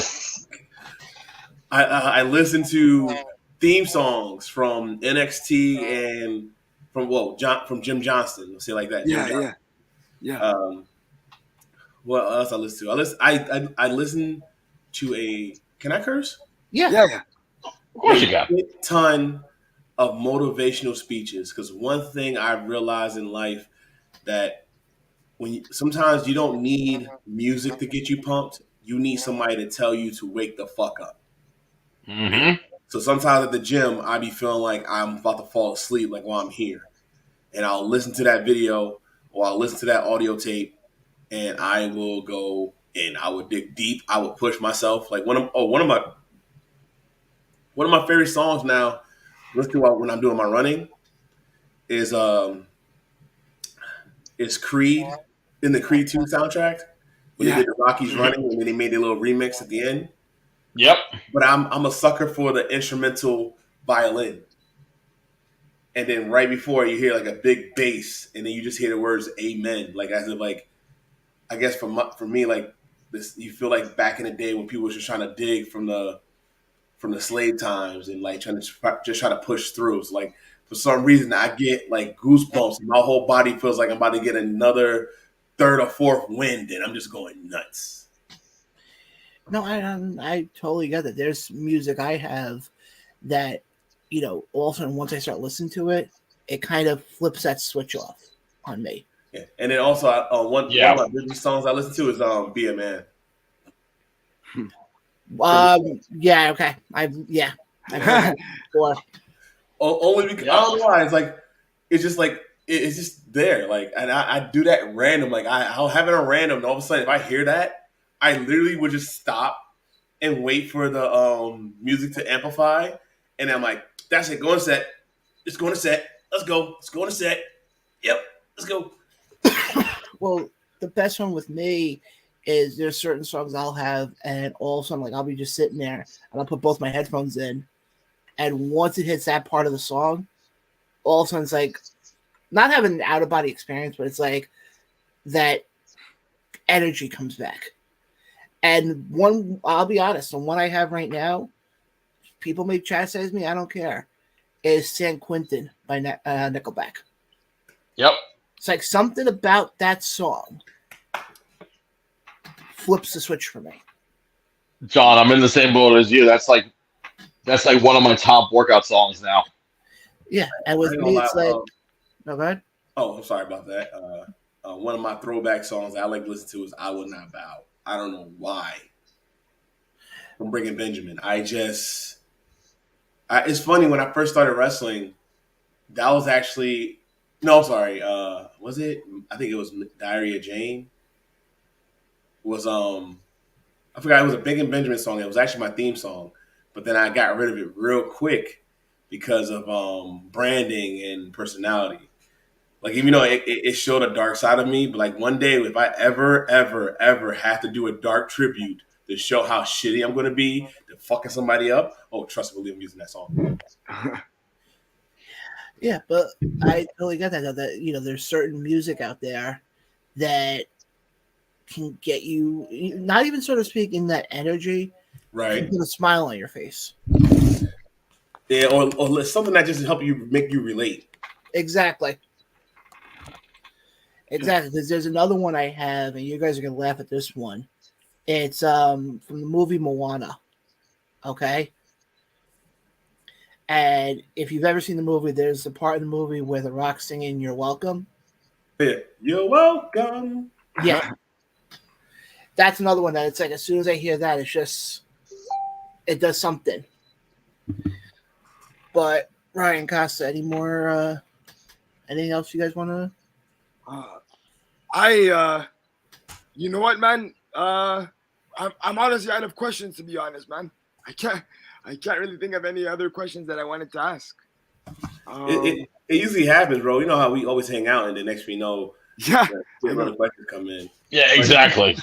But you know one thing I will say, how about those JETS Jets?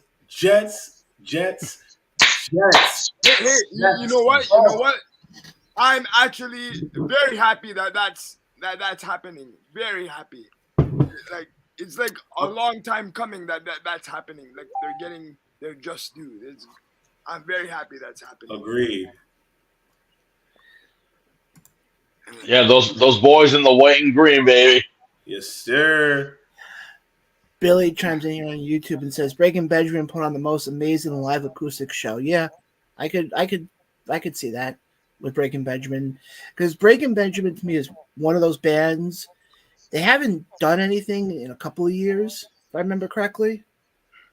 It's been a while. Yeah, but their stuff, and I remember their stuff being played a lot back in the day on K-Rock, when K-Rock was actually still a thing here in the New York, New Jersey area. Which actually, speaking about that, I don't know if you guys heard, K-Rock, Alt 92.3 is actually done. Really? As of October 27th. Wow. They're going to now become the FM simulcast of 1010 Wins. What? Interesting. Mm-hmm. Very interesting. I just read that a couple of days ago. But no, Breaking Benjamin to me is one of those bands. They have the song "I Will Not Bow" and "Diary of Jane." Yep. No, there's another one though. Blow Me Away. Yep. Yeah. Those three I will say are probably their best hits, their best songs. You know what other band is actually pretty good, and I got to hear all three of them live once at the Prudential Center. That's how I got, and that's actually helped me convert more into rock. And this is right before I got into wrestling. Okay. It was Breaking Benjamin, Nickelback, and Three Doors Down. Yeah, that's a good trio right there. Another Billy chimes in here again and goes, "Which WWE game had their song Glamorous on it? I remember hearing that song all the freaking time." I don't. Oh, Which game I was don't it? either. Was that had to be a PlayStation game? So I'm thinking it could be SmackDown too. SmackDown 1 or SmackDown 2? Yeah. That's what I'm Yeah, thinking. I think we'll think one of the other games. Yeah. But you know who's another band that's very underrated that I don't think gets a lot of love? That if you ever need that kick called Volbeat, I think it's how you say it. Yeah. I gotta look them up. Yes, there's a song they have called give me a second, I'll look it up quickly. Well, while I was looking that up, I have a band in mind that some people may know, but some may not know, and a lot of their songs are actually good, like good pump up music too. Five Finger Death Punch. Oh God. Yeah. Which, by the way, the lead singer just announced, I think about a week or two ago, that he's going to do one more. They're going to do one more studio album, and then once the studio album is released, then he is leaving Five Finger Death Punch. Really? Sorry. The song I was thinking of is Shotgun Blue. Shotgun Blue. Yeah, I heard about that. Okay, yeah, I've heard Shotgun that. Blue, and they actually have two of them: Shotgun Blue, A Warrior's Call, and Wait a Minute, My Love. I think it is. Or that's the lyrics of it. Warriors Calls on my workout playlist. So. Oh yeah, but okay, but then look at how much, especially like we're talking about music, how much rock and roll has influenced wrestling. Oh hell yeah! Yeah. That was rock and roll had a mistress, and the mistress was wrestling. Yeah, Pretty much. And it somehow became a marriage that became poly to other stuff. That's all that happened. I mean, best example of that. Look at Triple H. Yeah, a lot of people have never even heard of Motorhead, and then when he came out to the game, Motorhead's popularity went even further higher. Wait a minute, wasn't the song Ace of Spades out before they did Triple H theme song? Because I remember if you're a Tony Hawk fan, that song was a hit. Yeah, but the thing is, a lot of wrestling people did not even know who Motorhead was until the game. That's true. But how many times now, especially with Hunter being in control, has he played songs that nobody's heard of? But all of a sudden, there was one, Code Orange. Yeah, Code Orange is a great band. Code Orange is one. There's another one that I remember. I could be wrong. That was even Poppy had a couple of good hits. Yeah. No, not even. Remember Poppy? Yeah, remember this though. Let's go recent. Bad Bunny. Yeah. Yes. Yeah. The fact, like, even though he wrestled, he played a few tracks before he came on, and people started paying attention. Then once he showed up, everybody in the wrestling world was playing. Like I'm saying like this for the non-Hispanics, they followed. Because I'll be honest, I did not know who this guy was. And I'm all of a sudden saying, how the hell I see a Canadian destroyer on Morriston? What the fuck? Now, I have a question for you guys. Oh. So, what genre do you think was more effective when it comes to wrestling? Rock or rap? Oh, because of John. Oh, that is a good one. Yeah, that's easy. The sad part is I say that because of John Cena and the rap world. So I'll break it down to you. Rock was the solidified music for wrestling. Rap became the diversity flavor of wrestling, which involved a lot of people to embrace their cultures more. Like, even though John Cena did a rap character, he made people squeeze in that gap, saying, you know what, I'm gonna do my rap too, or I'm gonna have my hip hop vibe. I'm gonna have my style of street. Because I'll be honest, I'm big on ECW, and ECW had every music you ever freaking heard of. Like you, Yeah, and they didn't give a fuck about copyrights. Sure, Yeah. fight yours. that's true. But that's a good question, though. That's a really good question. Yeah, I think for me, I think it's got to be rock though, especially go back to the early '80s when Cyndi Lauper and that whole rock and wrestling connection. Wait, but that's different though, because I'm gonna make this a little better. Let's not just think about just rock in general. Let's think about rock in this genre time. Mhm. Let's think about it. Early '80s, you had more of like a techno rock vibe. '90s, it came more grunge. In 2000, it came more of like a hybrid, and then it came to more what we have now. Yeah. Yeah, I could see that. You seem like an evolution every decade. Yes, and then you'll see the type of music too. A character comes out with the music. Yeah. Okay, I got a random wrestling question for you. If you was in a bar and you saw these 3 tag teams and you had to pick one to back you up in a fight, who would it be? Okay. Demolition, Bulldogs, or Earthquake and Typhoon? I mean, natural disasters. Demolition. Okay. Bulldogs. What about you, John? I'm going natural disasters. Really? See, he the smart man. I'll tell you right now why. It's very simple. Why? You take the biggest people in the room and you have them back you up. Nobody's knocking their asses down. This is the first time I've ever heard somebody call John smart. But anyway. Ow! Wow. Wow, Costa. Costa. You were one of my favorite Canadians. and that's coming from someone in another country. Ooh. Yeah, speaking of Canada, I'm so mad I missed my chance to wrestle in Canada. Oh, you missed? What happened?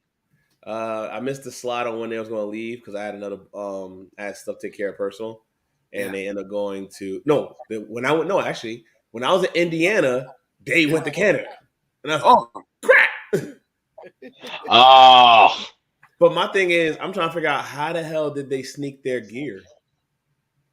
Yeah, that's true. That's true. Like at customs, like when they go to the border, I found out you're never supposed to tell anybody you're wrestling. Never. Yeah, like you tell them that, like you say I'm a vlogger. Like I know my excuse is I have my excuse ready to go when I get there.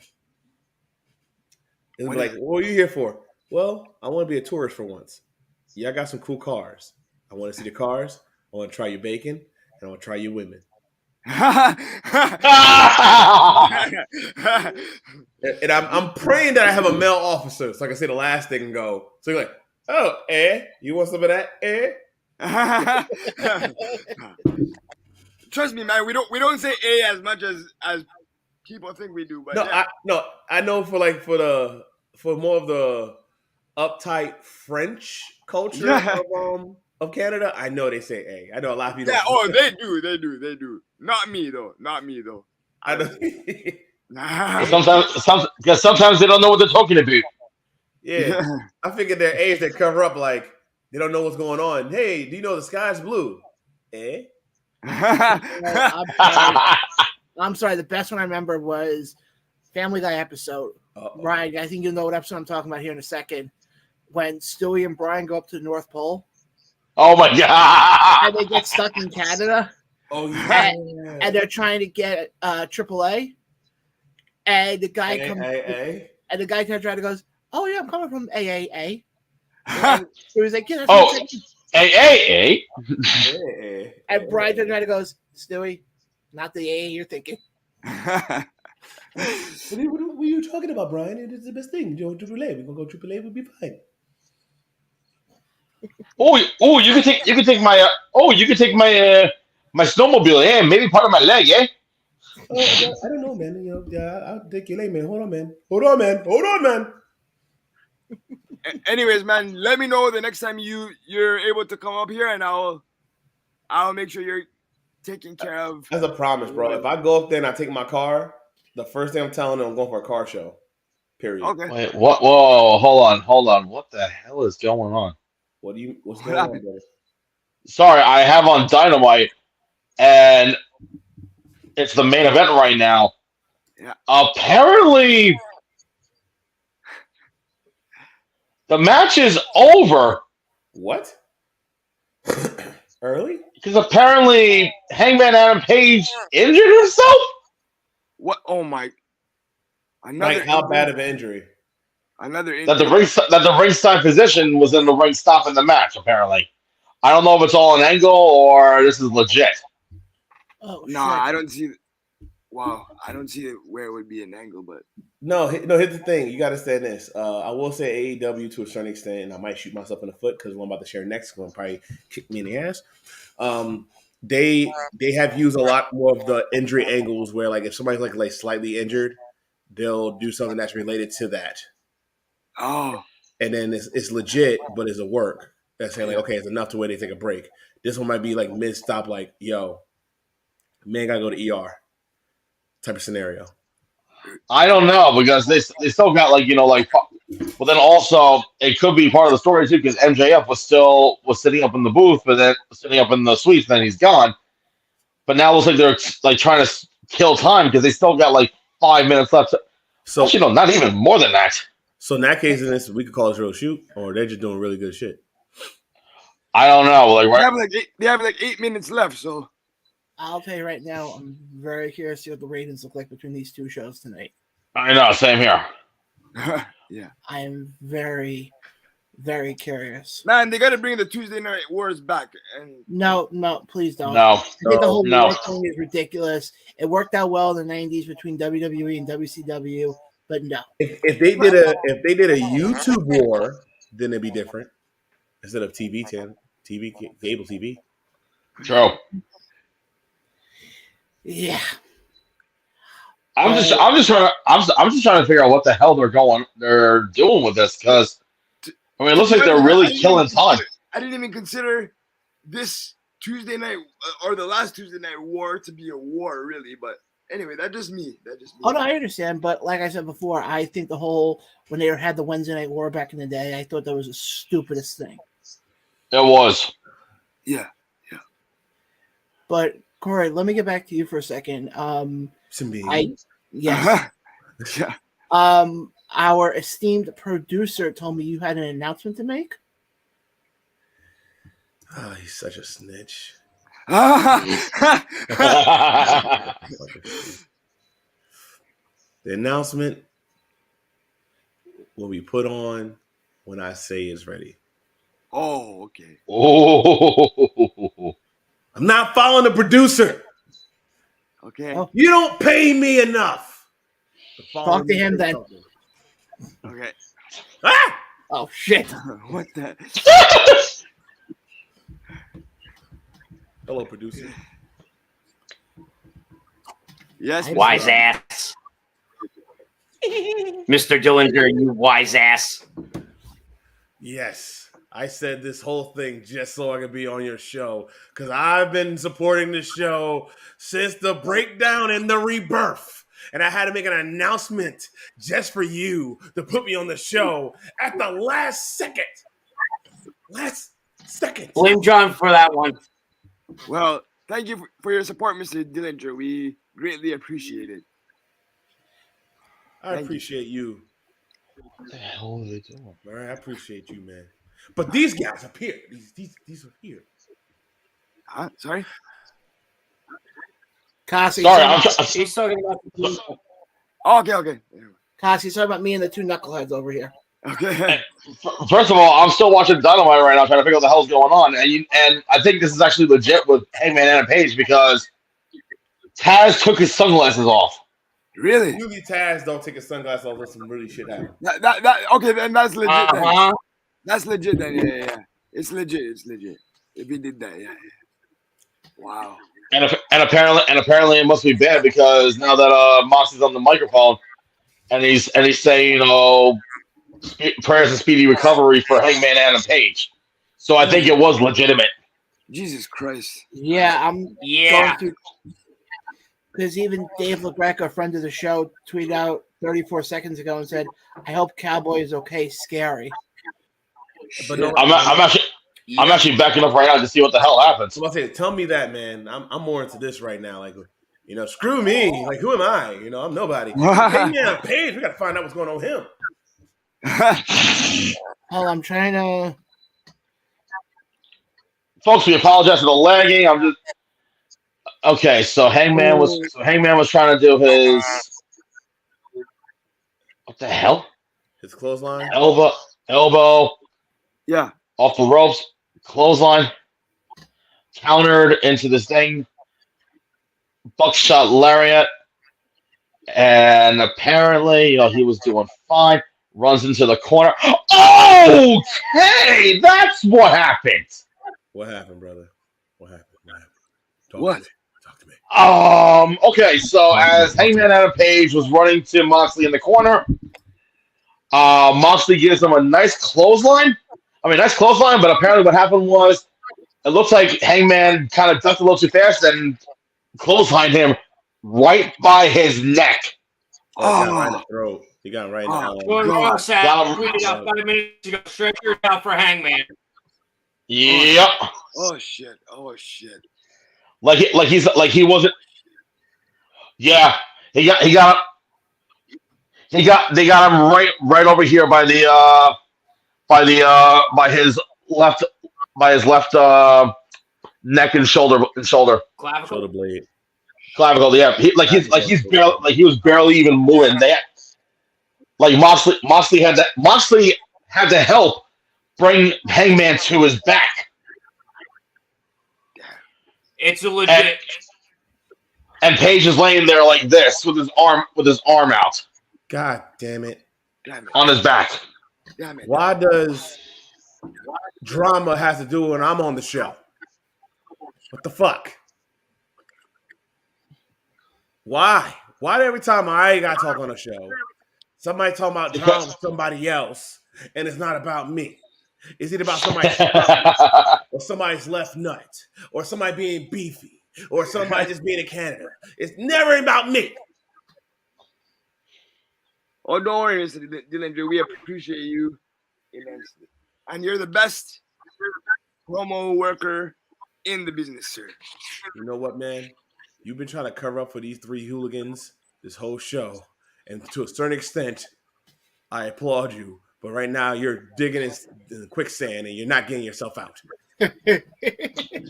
Corey, I've known you for at least 10. I've known you for almost 10 years. So I already have an automatic pass. So deal with these two over here. Juggernaut. What's Juggernaut? What you mean? You part of this. He shushed you. Yeah, but the worst is he shushed you.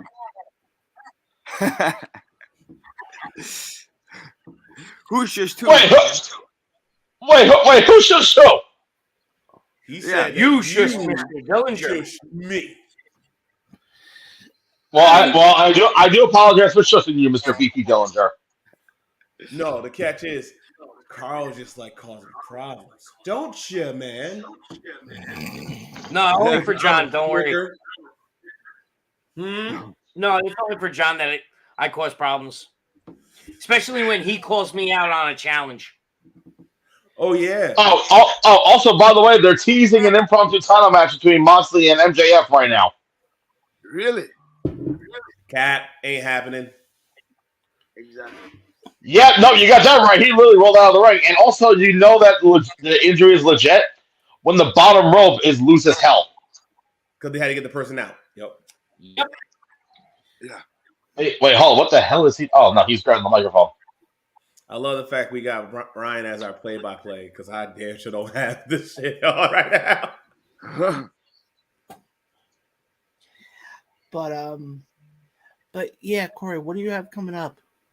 All right, so what I have going on, other than the 19th of November, October 30th is Aggression, which is actually going to be at the Paramus, wink, wink, Food Truck Festival on the 30th. Ah, yes. So I'll be in action there.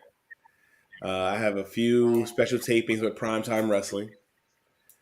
What else? I got Spartan Pro Wrestling this Saturday.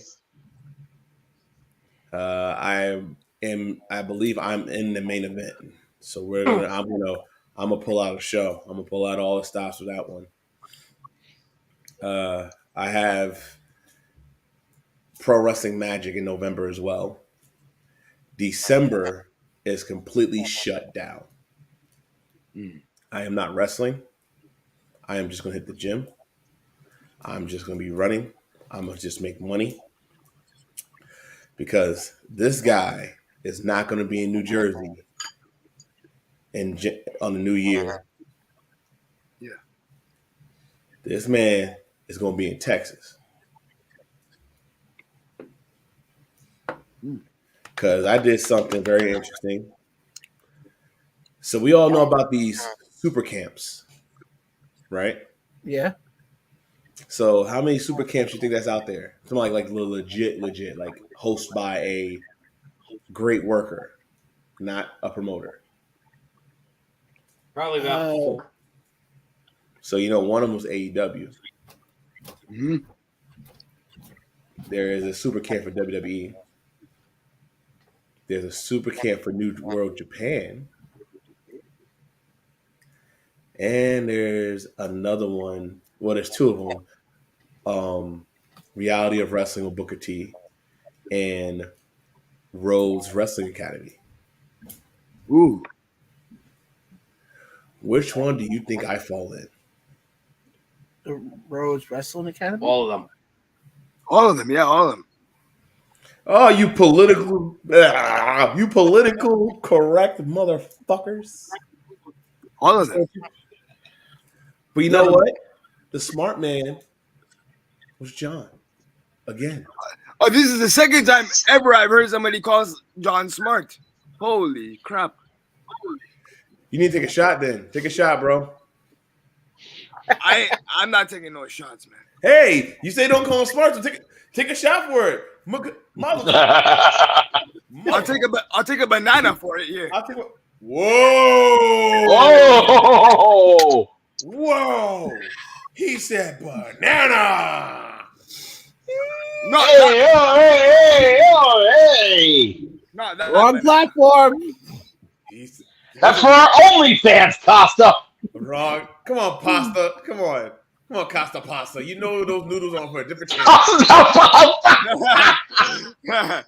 Oh, Jesus.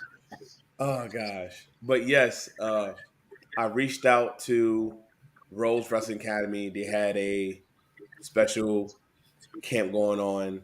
They said selected 12 people. I got picked in 12. Nice. And what made it so very special and weird, I did not know that the person who helped set it up was Tyrell Rhodes. Do you know who that is? Oh, okay. So you know who it is? I've honestly Yes, never I heard. do. No, I've honestly never heard of that. No. Oh, do you know who that is?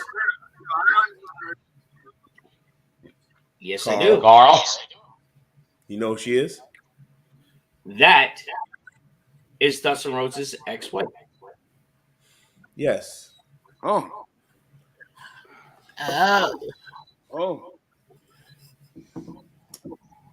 So I'm gonna give you a funny story, and I hope that does not kick me in the ass when I head to Texas. I didn't sign the contract yet, so that should give you another hint. They gave me a contract to sign. Ooh. So I'm talking details with Tyrell, and all of a sudden, I'm gonna say my shoot name. God damn it! I'm talking to her about them, finances and how to set things up, how the trip's gonna be, and how long. And all of a sudden, I hear is, "Who the fuck is Corey?" So I caught myself not saying my last name. Who's talking to my wife? Oh shit! And I did not think that was him. I was making joke. I just started laughing, going like, "Who the fuck's going on here?" He took the phone, and me and him legit had a 10-minute conversation. Wow. And I didn't believe it was him until I told him I was from New Jersey, and he said something about a certain diner that was a strip club in Elizabeth that turned to a diner. And when he said that, I was like, "Holy shit!" Only wrestlers know about that. Like local old heads or wrestlers know about that spot. Yeah. Shot the story about him, told about him and another wrestler used to go there every time he went to North. I was like, "Oh shit!" So he even asked me about. He didn't have. He said this. I'm sorry, man. I don't have your profile in front of me because we're at home. I was like, she's called. We're talking after hours. Oh shit! Oh shit! Oh shit! Yeah. And so he did the old rundown saying, "How tall are you?" I was like, "Ah, 6'1", 6'2", basically. I'm technically like 6'4" because of my waistband. But and he's like, "How much you weigh?" I was like, "I don't want to say that." Nah, but seriously, I told him, I said, my goal is to be 260. I weigh 316. Guess what his response was? What? Oh, you a big beefy man. You're a big guy. Immediately, I said right after, I said, "Do not let the specs fool you. I am deceitfully athletic. Do not." And for some reason, I shouldn't have said that to him because I know it's probably going to test me and bite me in the balls later. So the first thing he says, can you do a leapfrog? I said, yeah, I enjoy those. I open my fucking mouth too much. Yep.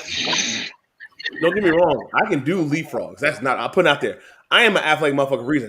There's a reason why I'm a former semi-pro basketball player.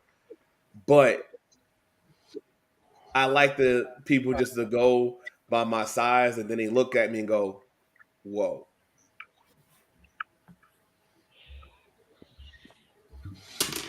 Let eyes be deceiving. But yeah, I am officially. As soon as we finish this conversation, I'm gonna finish reading the contract, sign it, send it back, and then in January I will be a potential product of Rhodes Wrestling Academy. Well, congratulations. Nice. Congratulations. Thank you. So, I think in the contract it does state that I'm not allowed to post or share anything that's there. Yeah. But I believe I can talk about my experience. I just can't speak who. So if y'all want to do another one, see how I am while I'm over there, y'all all definitely welcome. I'm gonna have my whole tribal kit with me. Yeah. And, do what it do. But I'm proud of you, man.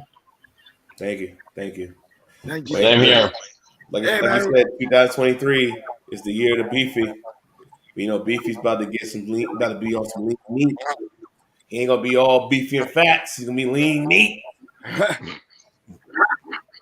That's why I'm wearing this Kanye t-shirt to show y'all, man. I'm gonna slim it down, bro. Got the arms out though. The gun's starting to come out though. Yeah, the car's come. Okay, I'll stop. Oh, look at those beefy guns! Oh yeah. You scare me sometimes, bro. I think I should just give you a visit, man. Beefy. Man sounds like Vince McMahon.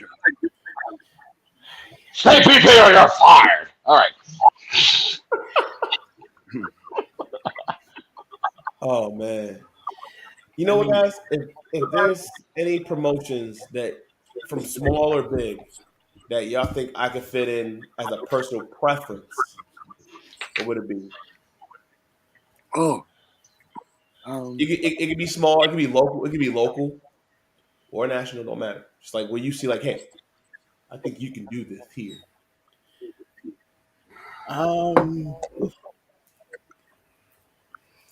CCW. Oh wait, by the way, stop taking my vape gimmick. I killed it for a reason. Carl.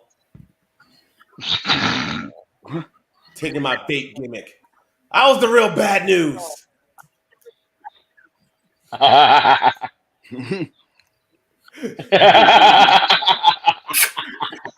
figured I'd get you. I figured I'd make you pop. Oh gosh. With that demonic smile of his. By the way, I'm drinking a little bit of the bubbly. No, a little bit of the bubbly. A little bit of the bubbly. If you say CCW, what about you, John? Give me big or small, don't matter. It's what you know. I can see you doing Full Faith out by me. Where? Full Faith, they're in Deer Park. I never heard that promotion. I gotta look that up. Mike Magnum. Never. I definitely would reach out to that man and see their product. Yeah, definitely will. Ryan. To be honest, I would love to see you back at either Ace or Russell Pro. I know. What happened? What's wrong? Long story, Costa. That's something off air. Okay. Yep. Okay. For which one? Huh? Which one? No, we're Yes. making one big story all together. Both. Okay. They're separate stories. We make all one big story.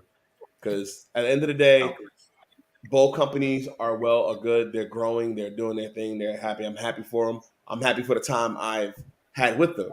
But until like certain things are met, would I wrestle pro? Absolutely. If they gave me the opportunity, I would do it again.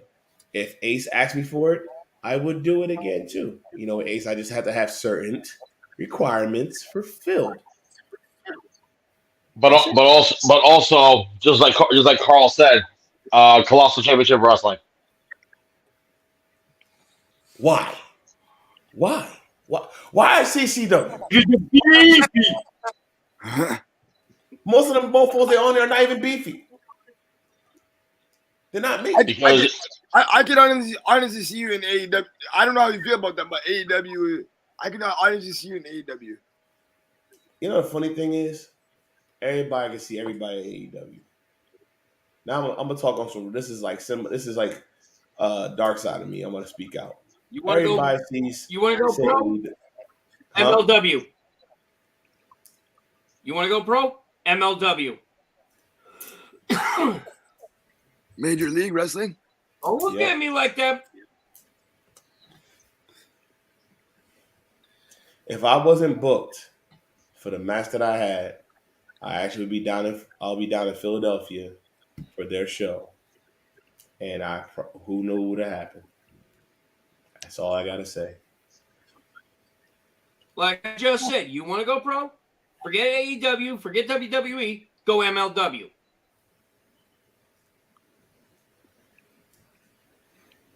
You asked my opinion. Actually, Carl might be right. Even Mr. Cross was there a few times even. So yeah, that would be a good fit for you too. Yeah. Mr. Roberts is right. Or maybe even someplace that he can make an impact. Mm-hmm. I like how this man's thinking. Mm-hmm. I like how you're thinking, my friend. I like it a lot. I like it. I know you do. And you're pointing at me. You point the other way. I'm pointing this way. Yeah, this way. you're pointing this way. I would like this. Just because you think it's always about you, it's not about you. If I can put my hand in and go whoosh, it's not about you. Not all the time. Oh boy. Yeah. Well, this has been fun. I think Mr. Beefy needs a chest slap. Oh, Jesus Christ. I think Carl needs a shot to the dome. It ain't going to affect anything, dude. Yeah, you're right. It's very hollow up there. Yeah. Damn right. It's hollower than a Stone Cold keg. Oh, shit. Yeah. Yeah. Nah, but I'm actually very curious about Texas because I heard Texas has a shitload of promotions that a lot of people don't know about. People in Arizona drive all the way to Texas to wrestle because there's no wrestling. There's only like one promotion, one wrestling school in Arizona. So a person who's already established wrestler that lived there, they either drive to South Cali or all the way to El Paso. Wow. I also want to wrestle in Chicago. Yeah. I'm gonna try to make that. Warriors. Huh? Go to Warriors in Chicago. Warrior Wrestling. How many Warrior wrestlers is in the United States? I know. There's so many. That's true. Okay, either Warrior Wrestling. Promoter in Chicago is a principal of a high school. Interesting. But out in Chicago, there's either. On our show. Let Beefy speak. Yeah. Thank you. He interrupted me. So shush. You know, you shush. You shushy shush. Go ahead, Beefy. Mr. Roberts is doing his rendition of Chad Gable. Actually, I think Chad Gable stole it from him. Listen, it's not my fault that this Carl guy is ready, willing, and Gable. Okay, he's ready to gobble. Yeah, But in Chicago, you have 3 promotions out there off the top of my head. You have Warrior Wrestling, Freelance Wrestling, and AAW. AAW. Okay. Three top places that I think you would definitely want. Hell, I would even see you at Pro Wrestling Revolver out in Iowa. I never heard about that, but I'll give that one a shot. Fudge, yeah. Which is run by Sammy Callahan. Uh-oh. Oh boy. Uh-oh. Or you can always go to, I think it's Black and Blue School. Oh, Black and Brave? What is it? Black and Brave. Seth Rollins' school. Yep. What is it called? What is it called again? Sorry. That promotion in Maine, the only one that makes everything. The one that's in Washington. Washington State or Washington D.C. Washington State is in the West Coast. Oh, Washington State. Yeah, there's 2 of them. There's Prestige and Defy.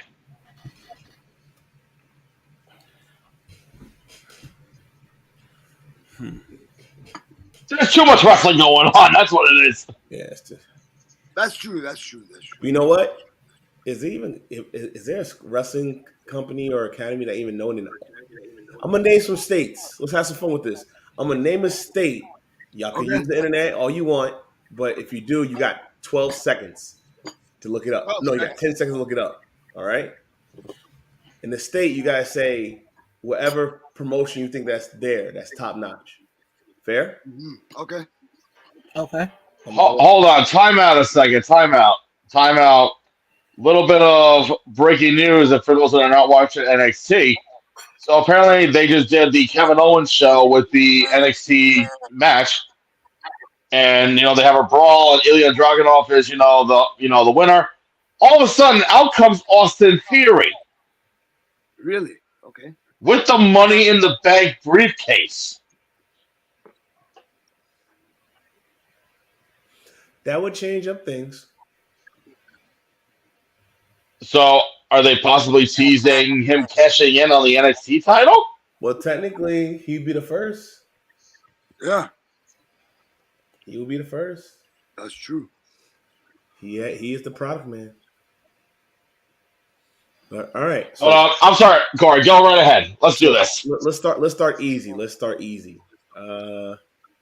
Are we talking about school? We're talking about schools or promotions? Both, one or the other, because some places might not have both. They might have just Gotcha. Gotcha. Let's do easy. Connecticut. Northeast. Okay. Or Texas Strength. Really? I worked with them on Sunday. So Listen, I guess I'm assuming their fan base has grown since the years. If that's the case, then congrats to them. Congrats. They're another one that's on the list. okay, all right. Next, Let's start a little challenging. Delaware. 1C dub. Okay. Fair. I did a debut for them. That's an interesting story too. Did a debut, threw me a clusterfuck match, and I found out a guy named Zimmerberg. He used to wrestle for ECPW doing the PA division. He saw me and literally threw me shit, and literally did not pay me. It was to the point where a wrestler gave me part of his pay. This is my early year of wrestling. I will never forget that. Like, dude came up all friendly and cautious, and then basically just let me ghost. All right, next. Wyoming. I don't think there's anything in Wyoming. Actually, if you count when GCW went out there one time, otherwise there's no companies or schools out there. That was a trick question. You knew that. There you go. You answered that. Arkansas. Arkansas, Big South. Well, that's Alabama. That's Alabama. Well, no, they do. I think they do Arkansas sometimes. Let's see. Las Vegas. I mean Nevada. Nevada, FSW, Future Stars of Wrestling. All right, I gotta look them up. I didn't have no clue about that. And they run in Vegas. You know what they say in Vegas? Las Vegas in the house, baby. John, wake up. I'm up. Carl, stop looking at your phone in class. I'm actually doing my job and looking at notes for wrestling. Your job was supposed to interview me, and all you did was patronize your coworkers. Excuse me, I'm the producer. That's their job to introduce. No, producer asks questions too. They go above what they do. You need to go above your pay grade, Mr. Robert. All right. Anyway, Mr. Dillinger, keep going. Go ahead. I think there's no school down there, right? Mississippi. Ooh. That's a tough one. Like I said, you can use Google. If you need to see a search, you can use Google. Oh, okay. Just let me know. Just yell Google. You got 10 seconds. Yeah, I'm drawing a blank on that one. All right, he's drawing Google. Okay. I know. If you pick Louisiana, I have one in mind. 3, 2, 1. You found it, John? No, hold on, wrestling. Hold on 1 second. So, excuse me. So, I will make some breaking news here. Okay. Hangman Page stretchered out due to serious injury on AEW Dynamite. As noted earlier, Hangman Page was injured during the main event. The match was cut short because Page landed badly after taking the lariat. Yep. Doc Sampson rightfully told the referee that the match had to be stopped and they had other trainers out there to check on him. Yep. And we're not talking about the trainers that are hired. No, like legit medical stuff. Yes.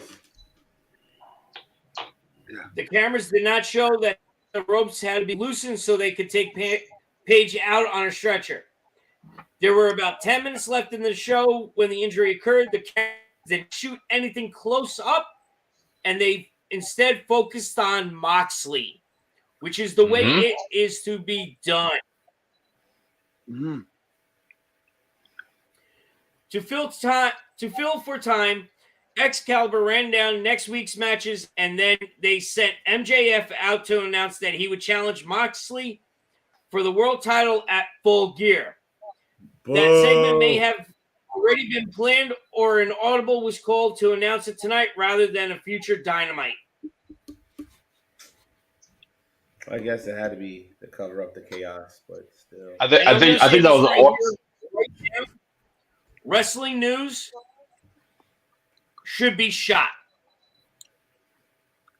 They actually have a picture of the Metcalf Hangman on the backboard. really. Really? Can you upload that? I am not lying. That They usually is don't do that. wrestling news right there from their Facebook, their Twitter, showing Hangman going Oh on Jesus the Christ! backboard. Jesus Christ! Oh shit. Yo, who's that? Who's that scumbag report? Journalist from the Daily Bugle. It's Spider-Man. Oh, I'm drawing a blank, Damn. but I know who you're talking about. That they just pulled one of those moves. Yeah. They damn sure did. Yeah. You know what? Would you guys like to see a random batch of me? Because I see I can present a file or video.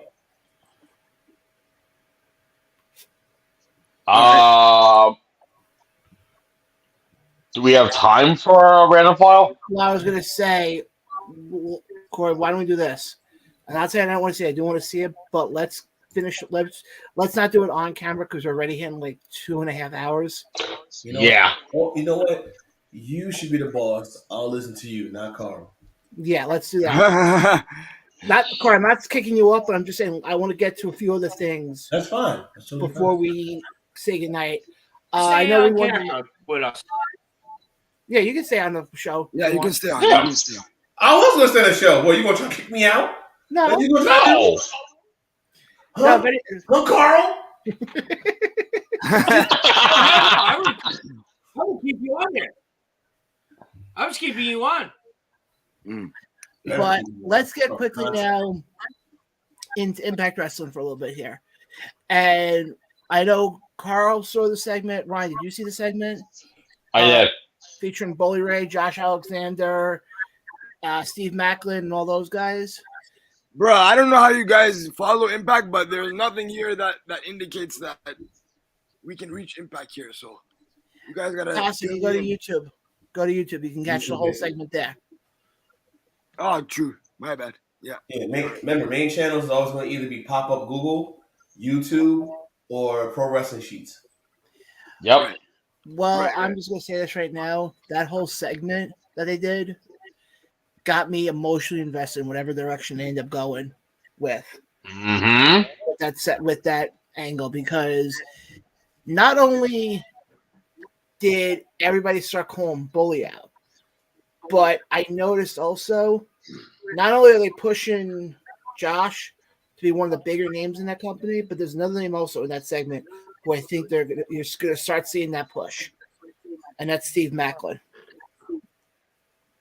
Yeah. Because Which is much deserved. oh yeah, he in that whole segment he was. I mean, just that whole segment alone. So let me go around the room quickly. Ryan, let me start with you. What were your thoughts on that segment? Well, considering how the last time I saw Macklin in person wrestle, which was back in Rebellion, of how he was in a triple threat match, a really good one too, Mm-hmm. and he was the one that went away with a victory. I think when that happened, I was thinking to myself, they have something planned for him. So I think with Macklin, they are definitely doing something with him. Absolutely. Casa, what about you? God damn it, John! Huh? I Yeah, didn't see the segment, so I'm Corey, what going about you? to follow up with what Ryan said, because I always wondered, though, what if he didn't win? If he didn't win that triple threat, would he still surprise us? I think he performed very well, for me as being a fan, not me as a wrestler. Mm-hmm. Yeah. As being a fan, I think he did very well. He caught my attention. Yeah, and that's my whole thing with that. Carl, what about you?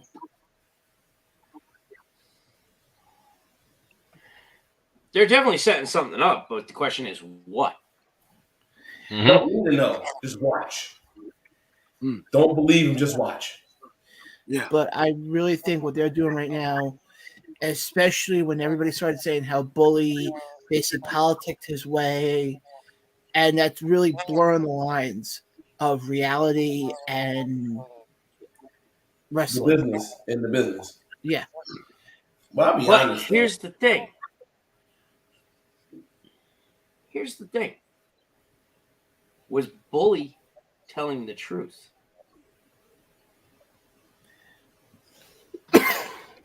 I personally, I think this is Bully's way of trying to leave on a good note. I think so because I think the way things ended with him at Impact, I think it ended dirty, and he wants to right the wrong. Yeah, and that's why I think when he turned around in that promo and looked at Josh and said, "I could have cashed in on you." I bet what? Yes, Carl. What When happened? Bobby Fish came into the ring, what Oh, did Bully Oh. do?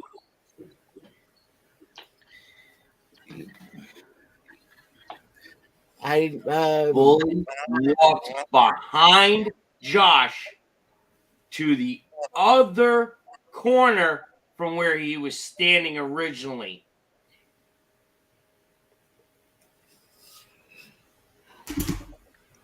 Man, there's so much politics in If this. Bully was actually honest about what he said, he would not have moved from that spot.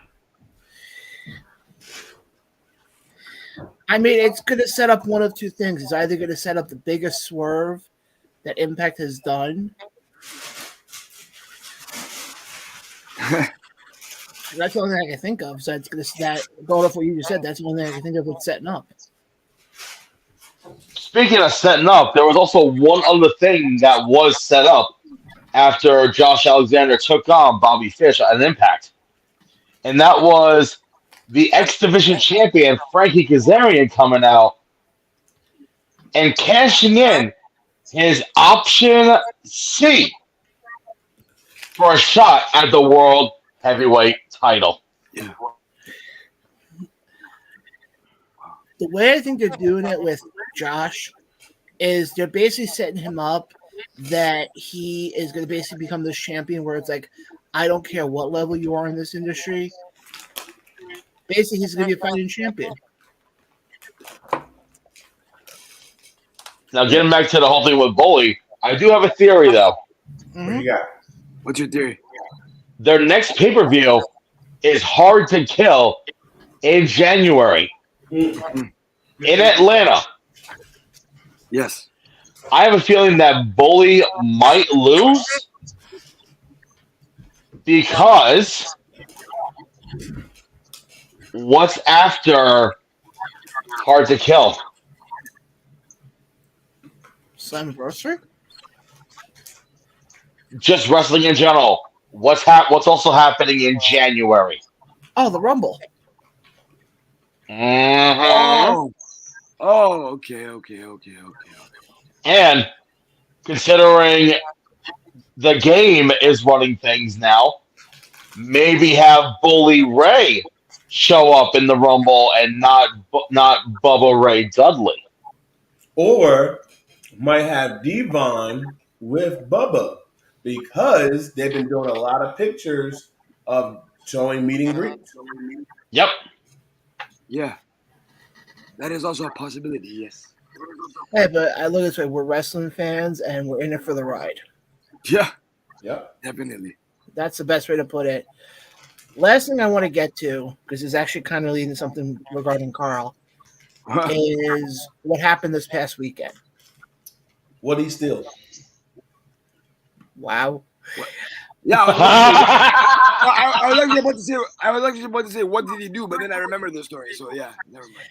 We had the opportunity to be down in Baltimore And he stole it from you? for Baltimore Celebfest 5. Yeah. And it was definitely an experience. Uh-huh. But before we get into that, Carl, why don't you do your little rant you had? Because I know you're clamoring to get this off your chest. Okay, Kingpin. So, Hold on, Carl. for those of you, How about you go full screen for this one too? Oh yeah, go full screen. Yes. Oh, There you go. So we can see it. So we can see Mr. Clean. It's okay.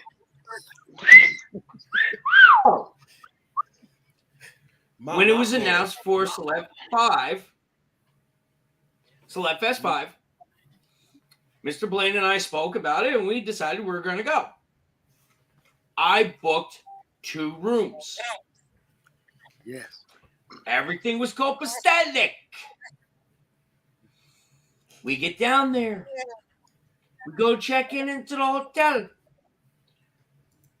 Sorry, Mr. Roberts, there's a problem. What's the problem? One room cleared, the other one didn't. What do you mean? It seems that each room is a separate reservation. Oh. They don't fucking tell you this shit on their website. So I actually happen to have sent Mr. Blaine a copy. And they turn and says, we understand what you're saying, but this is what they're showing us. I blew a gasket. It's a nice hotel, don't get me wrong. It's a Marriott. But never again am I going to stay in that Marriott because the service we got sucked. They don't know their head from their ass over there. So, for those of you that are interested in going down there, I advise you to stay away from the BWI Marriott, which is located right by the damn airport. That during the middle of the night, you hear the plane taking off. Stay at any other one in that area if you're going to go. But I will be putting a complaint into the Marriott of their unexcusable fucking problem they got.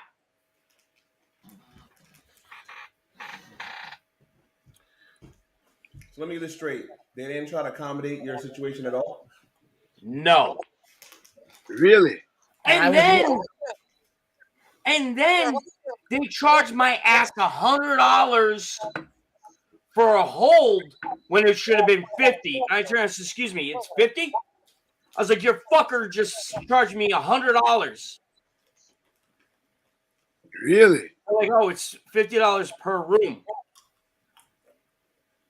So why the fuck would you still charge me for 2 rooms if I'm only getting 1? They didn't have an answer. Really? And they don't even tell you that shit on the fucking internet, the website also. I was there. I can attest to everything Carl is saying. Wow. On a happier note, John, explain. Well, I didn't hear that first one. What did you say? Before you said John. I said on a happier note. Oh, yeah. First of all, I do have to give a shout out to MCW. They had their show Saturday night down at it was at the end of a flea market, but oh my God, you basically walk in, there's this long hallway before you get into the MCW arena, as they call it. And I was just mesmerized by the posters they had on the wall because of a lot of big names who they've had come through that place. And I'm talking legends. But not me. Well, you'll get there at some point. What? Some point. Sooner rather than later. How about that? They say I should have been there already. Not sooner than fucking. From what we saw, They had a last man standing match. Don't remember the guy who he was going up against, but the other guy in the match was King McBride. Holy crap! He's the Maryland version of Darius Carter. Yeah, that's a good way to put it. But he's not on BWI 500. But I will say they did the right thing. It was the last man standing. The one opponent was out there. They were playing his music, and John, what is his name again? I don't know. You talking about the Hawaiian guy? No. That was who was staying out first. King McBride. King McBride ran out during the entrance. They didn't play his music, nothing. They actually did a run in correctly. Yes. Unfortunately, there was one low point in what we saw. And I hate to do this because he's a friend of the show. It was because I wasn't there, right? No, Corey. Buff Bagwell did his parody of Mr. Rogers' Neighborhood. Oh, no. Yes. Yeah. I'll put it this way. I've never seen an arena file out so quickly when they started it. Because what happened was, I mean, it like I said, took 20 minutes to set it up. Yep. And I didn't get the point of it, to be honest. At first, we thought it was supposed to be like Miz TV or one of those, or like when Jericho had the Jericho Corner. Nah, it was worse. Yeah. I mean, overall, what they did Saturday night, I thought was great. They actually, surprisingly enough, drew they were full capacity. From what I understand, John, they were not at full capacity. Really? They were short by like 20 people of full capacity. Oh, well, technically, you can still argue it though. Yeah, it was basically almost standing room only. Yeah. But regardless, MCW always draws well because it's like one of the top promotions in the Mid-Atlantic area. Oh, yeah. But I will say this. It was a good show, but the ring announcer needs work. So you know what that means? Hello, I'm here. I can travel. Like I mean, I laughed, Ryan, and we saw this guy in action. I'm like, holy crap, Ryan can school this guy on everything. Here's where I'll put it. And I give you a lot of credit when you announce, you put it in your announcing. I mean, Beefy knows that because I've introduced him plenty of times. He was monotone. Yeah, he was monotone the entire time.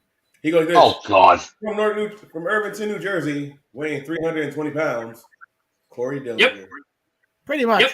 Basically, the way he was talking was basically he made everybody seem like a heel. Yeah. Or he sounded like he just didn't care. Yeah, exactly. I'm being nice. No. Then they had a tag team match for the women. Oh, you didn't know? The women tag team, Carl, correct me if I'm wrong, this was actually not a terrible match. It wasn't. And that was Mandy Leon and Ray Lynn versus Layla Gray and Gia Scott, I think it was. yes. Yeah. Okay. Yeah, I know those four. Bad match. It was not a bad match. Here's the only thing I will say. There's one thing I will say. You notice the that was wonky. Yeah, the ending was kind of wonky, and you notice that Raylan and Mandy Leon have no chemistry together as a team. Yes. I'll put it this way. Watching her at BCW with Heather Monroe, compared to there, she's got more chemistry with Heather than she does down there. Yeah, that's a good way. That's probably the best way to put it. Then let's go over to Sunday, the big day, Celebfest 5. We were actually part of the team that ended up helping set up everything. And it was interesting. That was the interesting part. They drew pretty well, but the funny part is the way they set it up. On one end of the wall, you had all your WWE guys. The other end of the wall, you had all your AEW guys. And then everybody else was in the middle. Where we were, because we were on the side, they called it media row. Yeah. Basically, we were looking at the WWE guys. No, we were looking at it. Yes, you're right. Yeah, WWE guys. Mr. Peterson. Yes. Do you remember the way it was set up for Wrestle Bash, where we had all the lines in front of us and all that? Oh God, do I ever? Well, I Deja heard vu. next to us. You had a line for Bret Hart and a line for Hangman Page. Yeah, Oof. They basically met up by us. Oh jeez. Yeah. Also, Mick Foley had a line for a while. Yes. Mick Foley had a line. Pretty much, I think he had a line basically going until they stopped. Pretty much. But then on the flip side, you had several people who weren't there, obviously due to cancellations or for whatever reason. Yes. It was, and what was even funnier was being there as the Giants were playing the Baltimore Ravens that day and seeing most of the people there who were Baltimore Ravens fans pissed off, and I was grinning ear to ear. Now, one thing we did is we actually debuted our coffee there. Uh-oh. The snack bar was gracious enough to brew our coffee. The way we did it was the talent got theirs for free. The consumers had to pay. Mhm. It's a good thing we didn't set up like we wanted to. The snack bar had a hard time at one point keeping up with the coffee. Yeah. I think if I remember, Because everybody enjoyed our coffee. and when I'm talking names here, guys like Ricardo Rodriguez, I think he went up about half a dozen times. All I know is at one point, all I know is at one point, I'm not kidding you guys, Carl just kept running right past you going, I'm getting these two people coffee. I'm getting these two people coffee. And I'm talking people like Deanna Peraza, Tasha Steeles, Mick Foley, Buff Bagwell. Wait. Our good friends Dave LaGreca and Gabby Laspisa. Yes. Wait. Hold on. You said Peraza. She's not an AEW girl. Impact. No. Impact. She was in the middle? Yeah. They were across from us. Like, basically the way I put it, Corey, we were in the middle towards the entrance. They were on the other side. So they would be on the far wall. Got it. Yeah. Okay. It was them. Malenko was there. Yes. And actually, I have a funny Malenko story I will tell quickly. Oh, yeah. Hold on a second, John.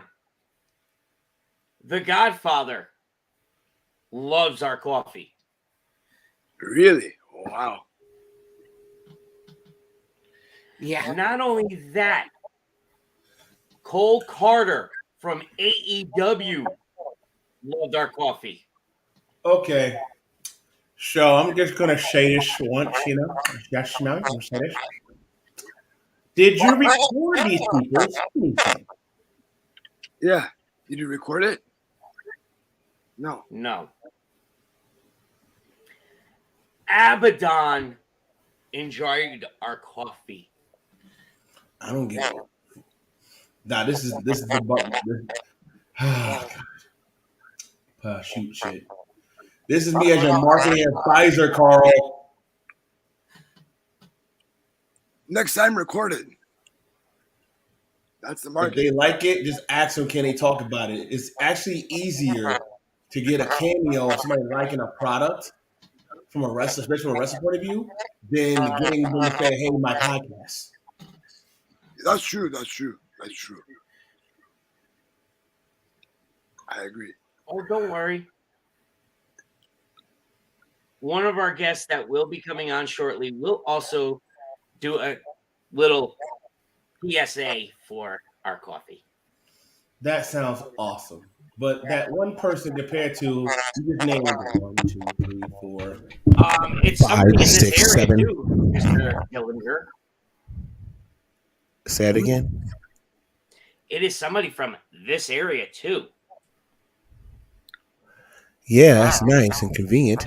But what about the ones that's not in that area? Huh? What about the ones that we miss?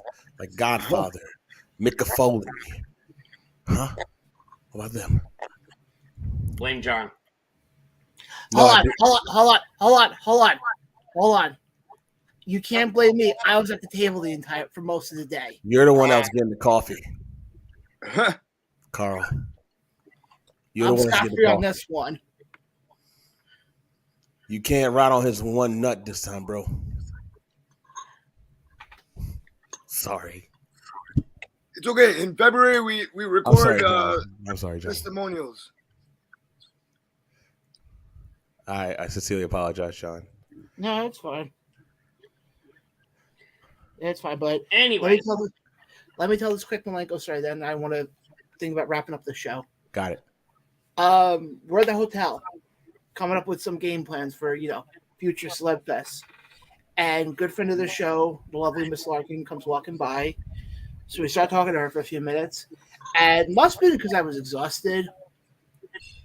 And it didn't register on me. But all of a sudden, Dean Malenko walks by. Go on.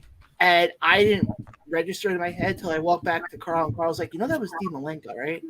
I'm like, yeah.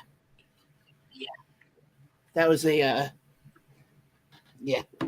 That was I don't want to admit that I was wrong because it's too late. Yeah.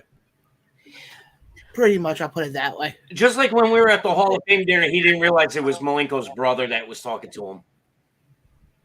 Well, I don't know Malenko's brother, so I'll defend him for that. But that was basically. But again, folks, I applaud Chad Clark and IPO Marketing for what they do. They put together a very well run convention. And Celebfest 6 has already been announced. Tickets are on sale. Go to Celebfest 6, number 6. Get your tickets. They already announced their 2 headliners for next one on February 5th, 2023. I was just going to get into that, but you did a punch, Carl, so go ahead. And Christian Cage are the 2 main headliners. That they announced now. They're going to have probably more. Trish Stratus and Christian Cage are the 2 headliners that they have announced so far. Oh boy. So, if you don't mind me to interject in here, speaking of, you said Chad, we have a Chad in New Jersey that's doing something big on the 3rd of December, which is Clash of Champions. We will be there. Yes, we know. We have a table.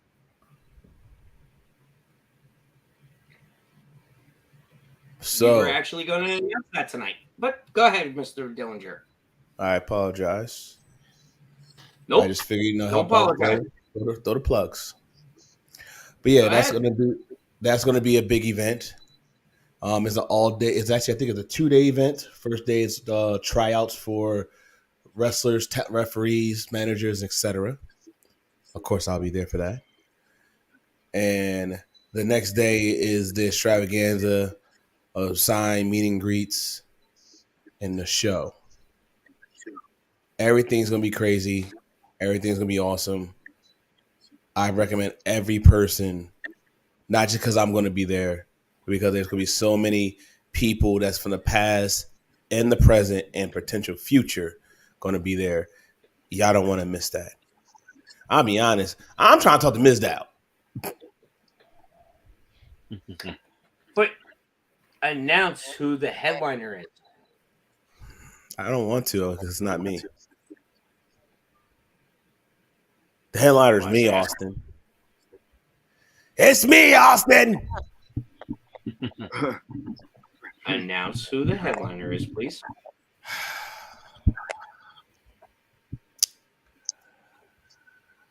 Nick Almas. No, it's not. Yes, it is. No, it's not. Okay, can we have the ring announcer make the announcement? Yes, that's right. No. Go ahead. Carl wants to say it, so go right ahead, Carl. Yeah, go Go ahead. ahead. Go ahead. Since you corrected me and crap. It's Sting! Yeah. Your impersonation Oh, sucks. Mine sounds better. It's Sting! Aye. But guys, that will be happening December 3rd. We have quite a few events beforehand. Before we get to that, we'll definitely keep promoting that in the weeks to come. We also have Pro Wrestling Magic this weekend, where we will be sponsoring a match between Alex Ryman and Sonny Kiss for the Dark Arts Championship. Definitely want to look forward to that. Also, this Saturday, we'll see Vargas taking on Adam Kerr. The winner will become the number one contender to either Danny Moff, and I'm forgetting the other guy's name. I'm drawing a blank. It's not Carter. No. No. Shit. Who the hell is the guy? Asriel. Yeah, so definitely have that to look forward to. I know. Yeah. And here's the worst part is John has never heard of him. I'll be honest. If I wasn't a wrestler, I wouldn't have heard of him either. Moving on. So we have that coming up this weekend. Next weekend, we have Ace Pro Wrestling, CCW, and Breed Combination Wrestling next weekend. Nothing going on right now in the first weekend of November. Then let's get to the second weekend of November because we have the big event happening in Queens, which we will be a part of. And you'll probably see us sprinkled in a few other things between then and now. Guys, we have a lot of stuff coming up. I have nothing else to add, so if anybody else has nothing else to add, we can wrap the show up. I got something to say, if you don't mind. I would like to give the first ever verbal diligent quote of the day. Okay. That quote is: if you can still breathe, you can exhale greatness. Mm-hmm. Actually, a very perfect quote. It's a very perfect quote on that one. But Corey, since you are a guest, why don't you promote your social medias and what you have coming up? My social media should have been down at the bottom this whole time. This shouldn't be coming from my mouth. That's the producer's job. Why didn't the producer do that for me? Answer the question.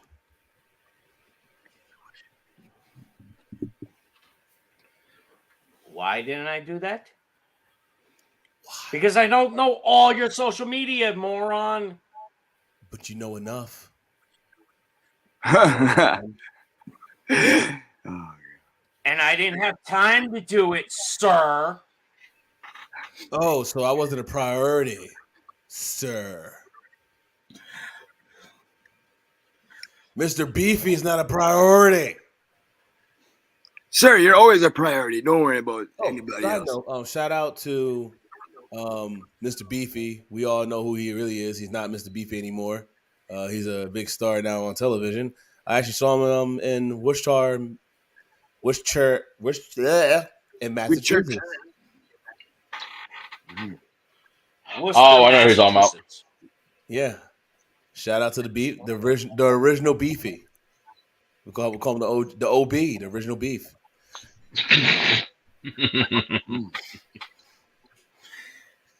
But it's okay. For anybody who's trying to follow, support, harass, hate, or show love to my social media, you have Corey Dillinger on Facebook. Make sure it's spelled with an E. You have C.Dillinger for Instagram. And you have The Diligent One on Twitter. And I'm going to spell it out for you because some of you guys like to troll and call me Daddy Latone. Okay? I just replaced the letters to be creative like some of you guys are not. And that's DADILIGENTONE.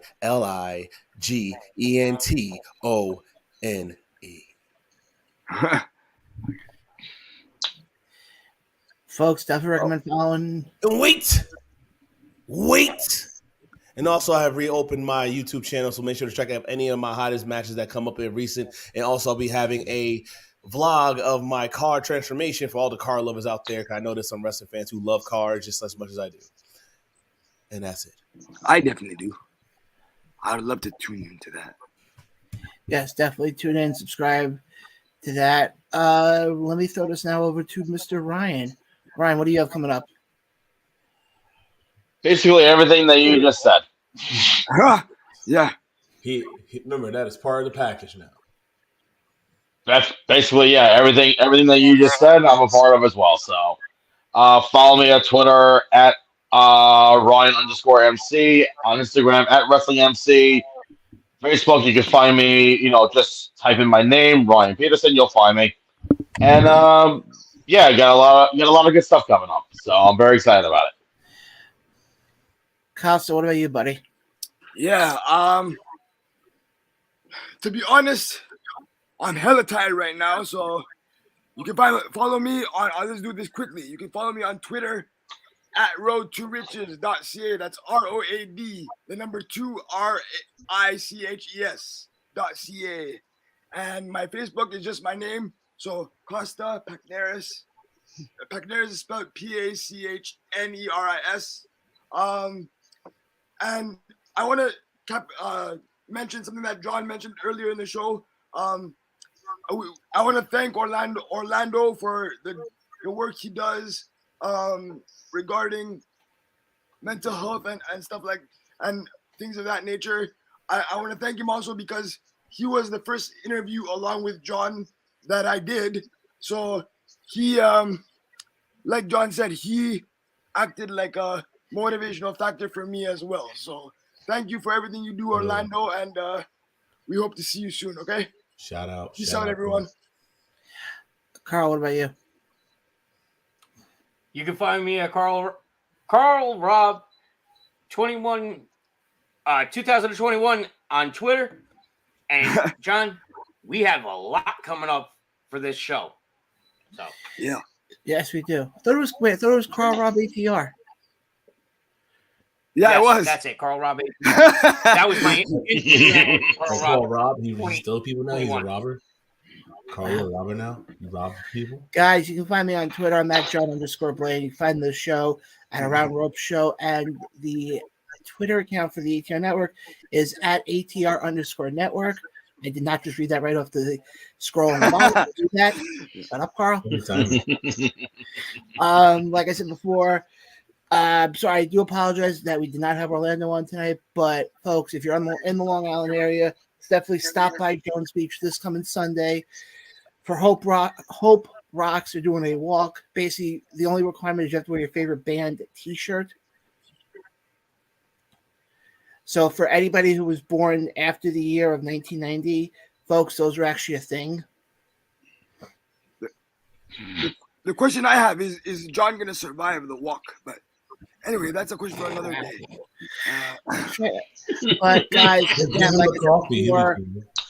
like I said before, you can catch us here every Tuesday. Costa with his show, What is a Hit Record, every Thursday night. Every Thursday, yep. and the Sticky Finger Sports Show, which will be returning at some future date. We have not figured out what date that will be yet. Yeah, it's all right. It's gonna return soon. Yep. Yes. But for everybody here, for Corey, for Carl, for Ryan, and for Costa, I'm John. It's been another installment of the Unrobes Podcast. We appreciate everybody who watched us. And again, if you missed any part of the show, go back to our YouTube page or our Facebook page and hit the like button, hit the subscribe button. But until then, we'll catch you guys next time. Peace.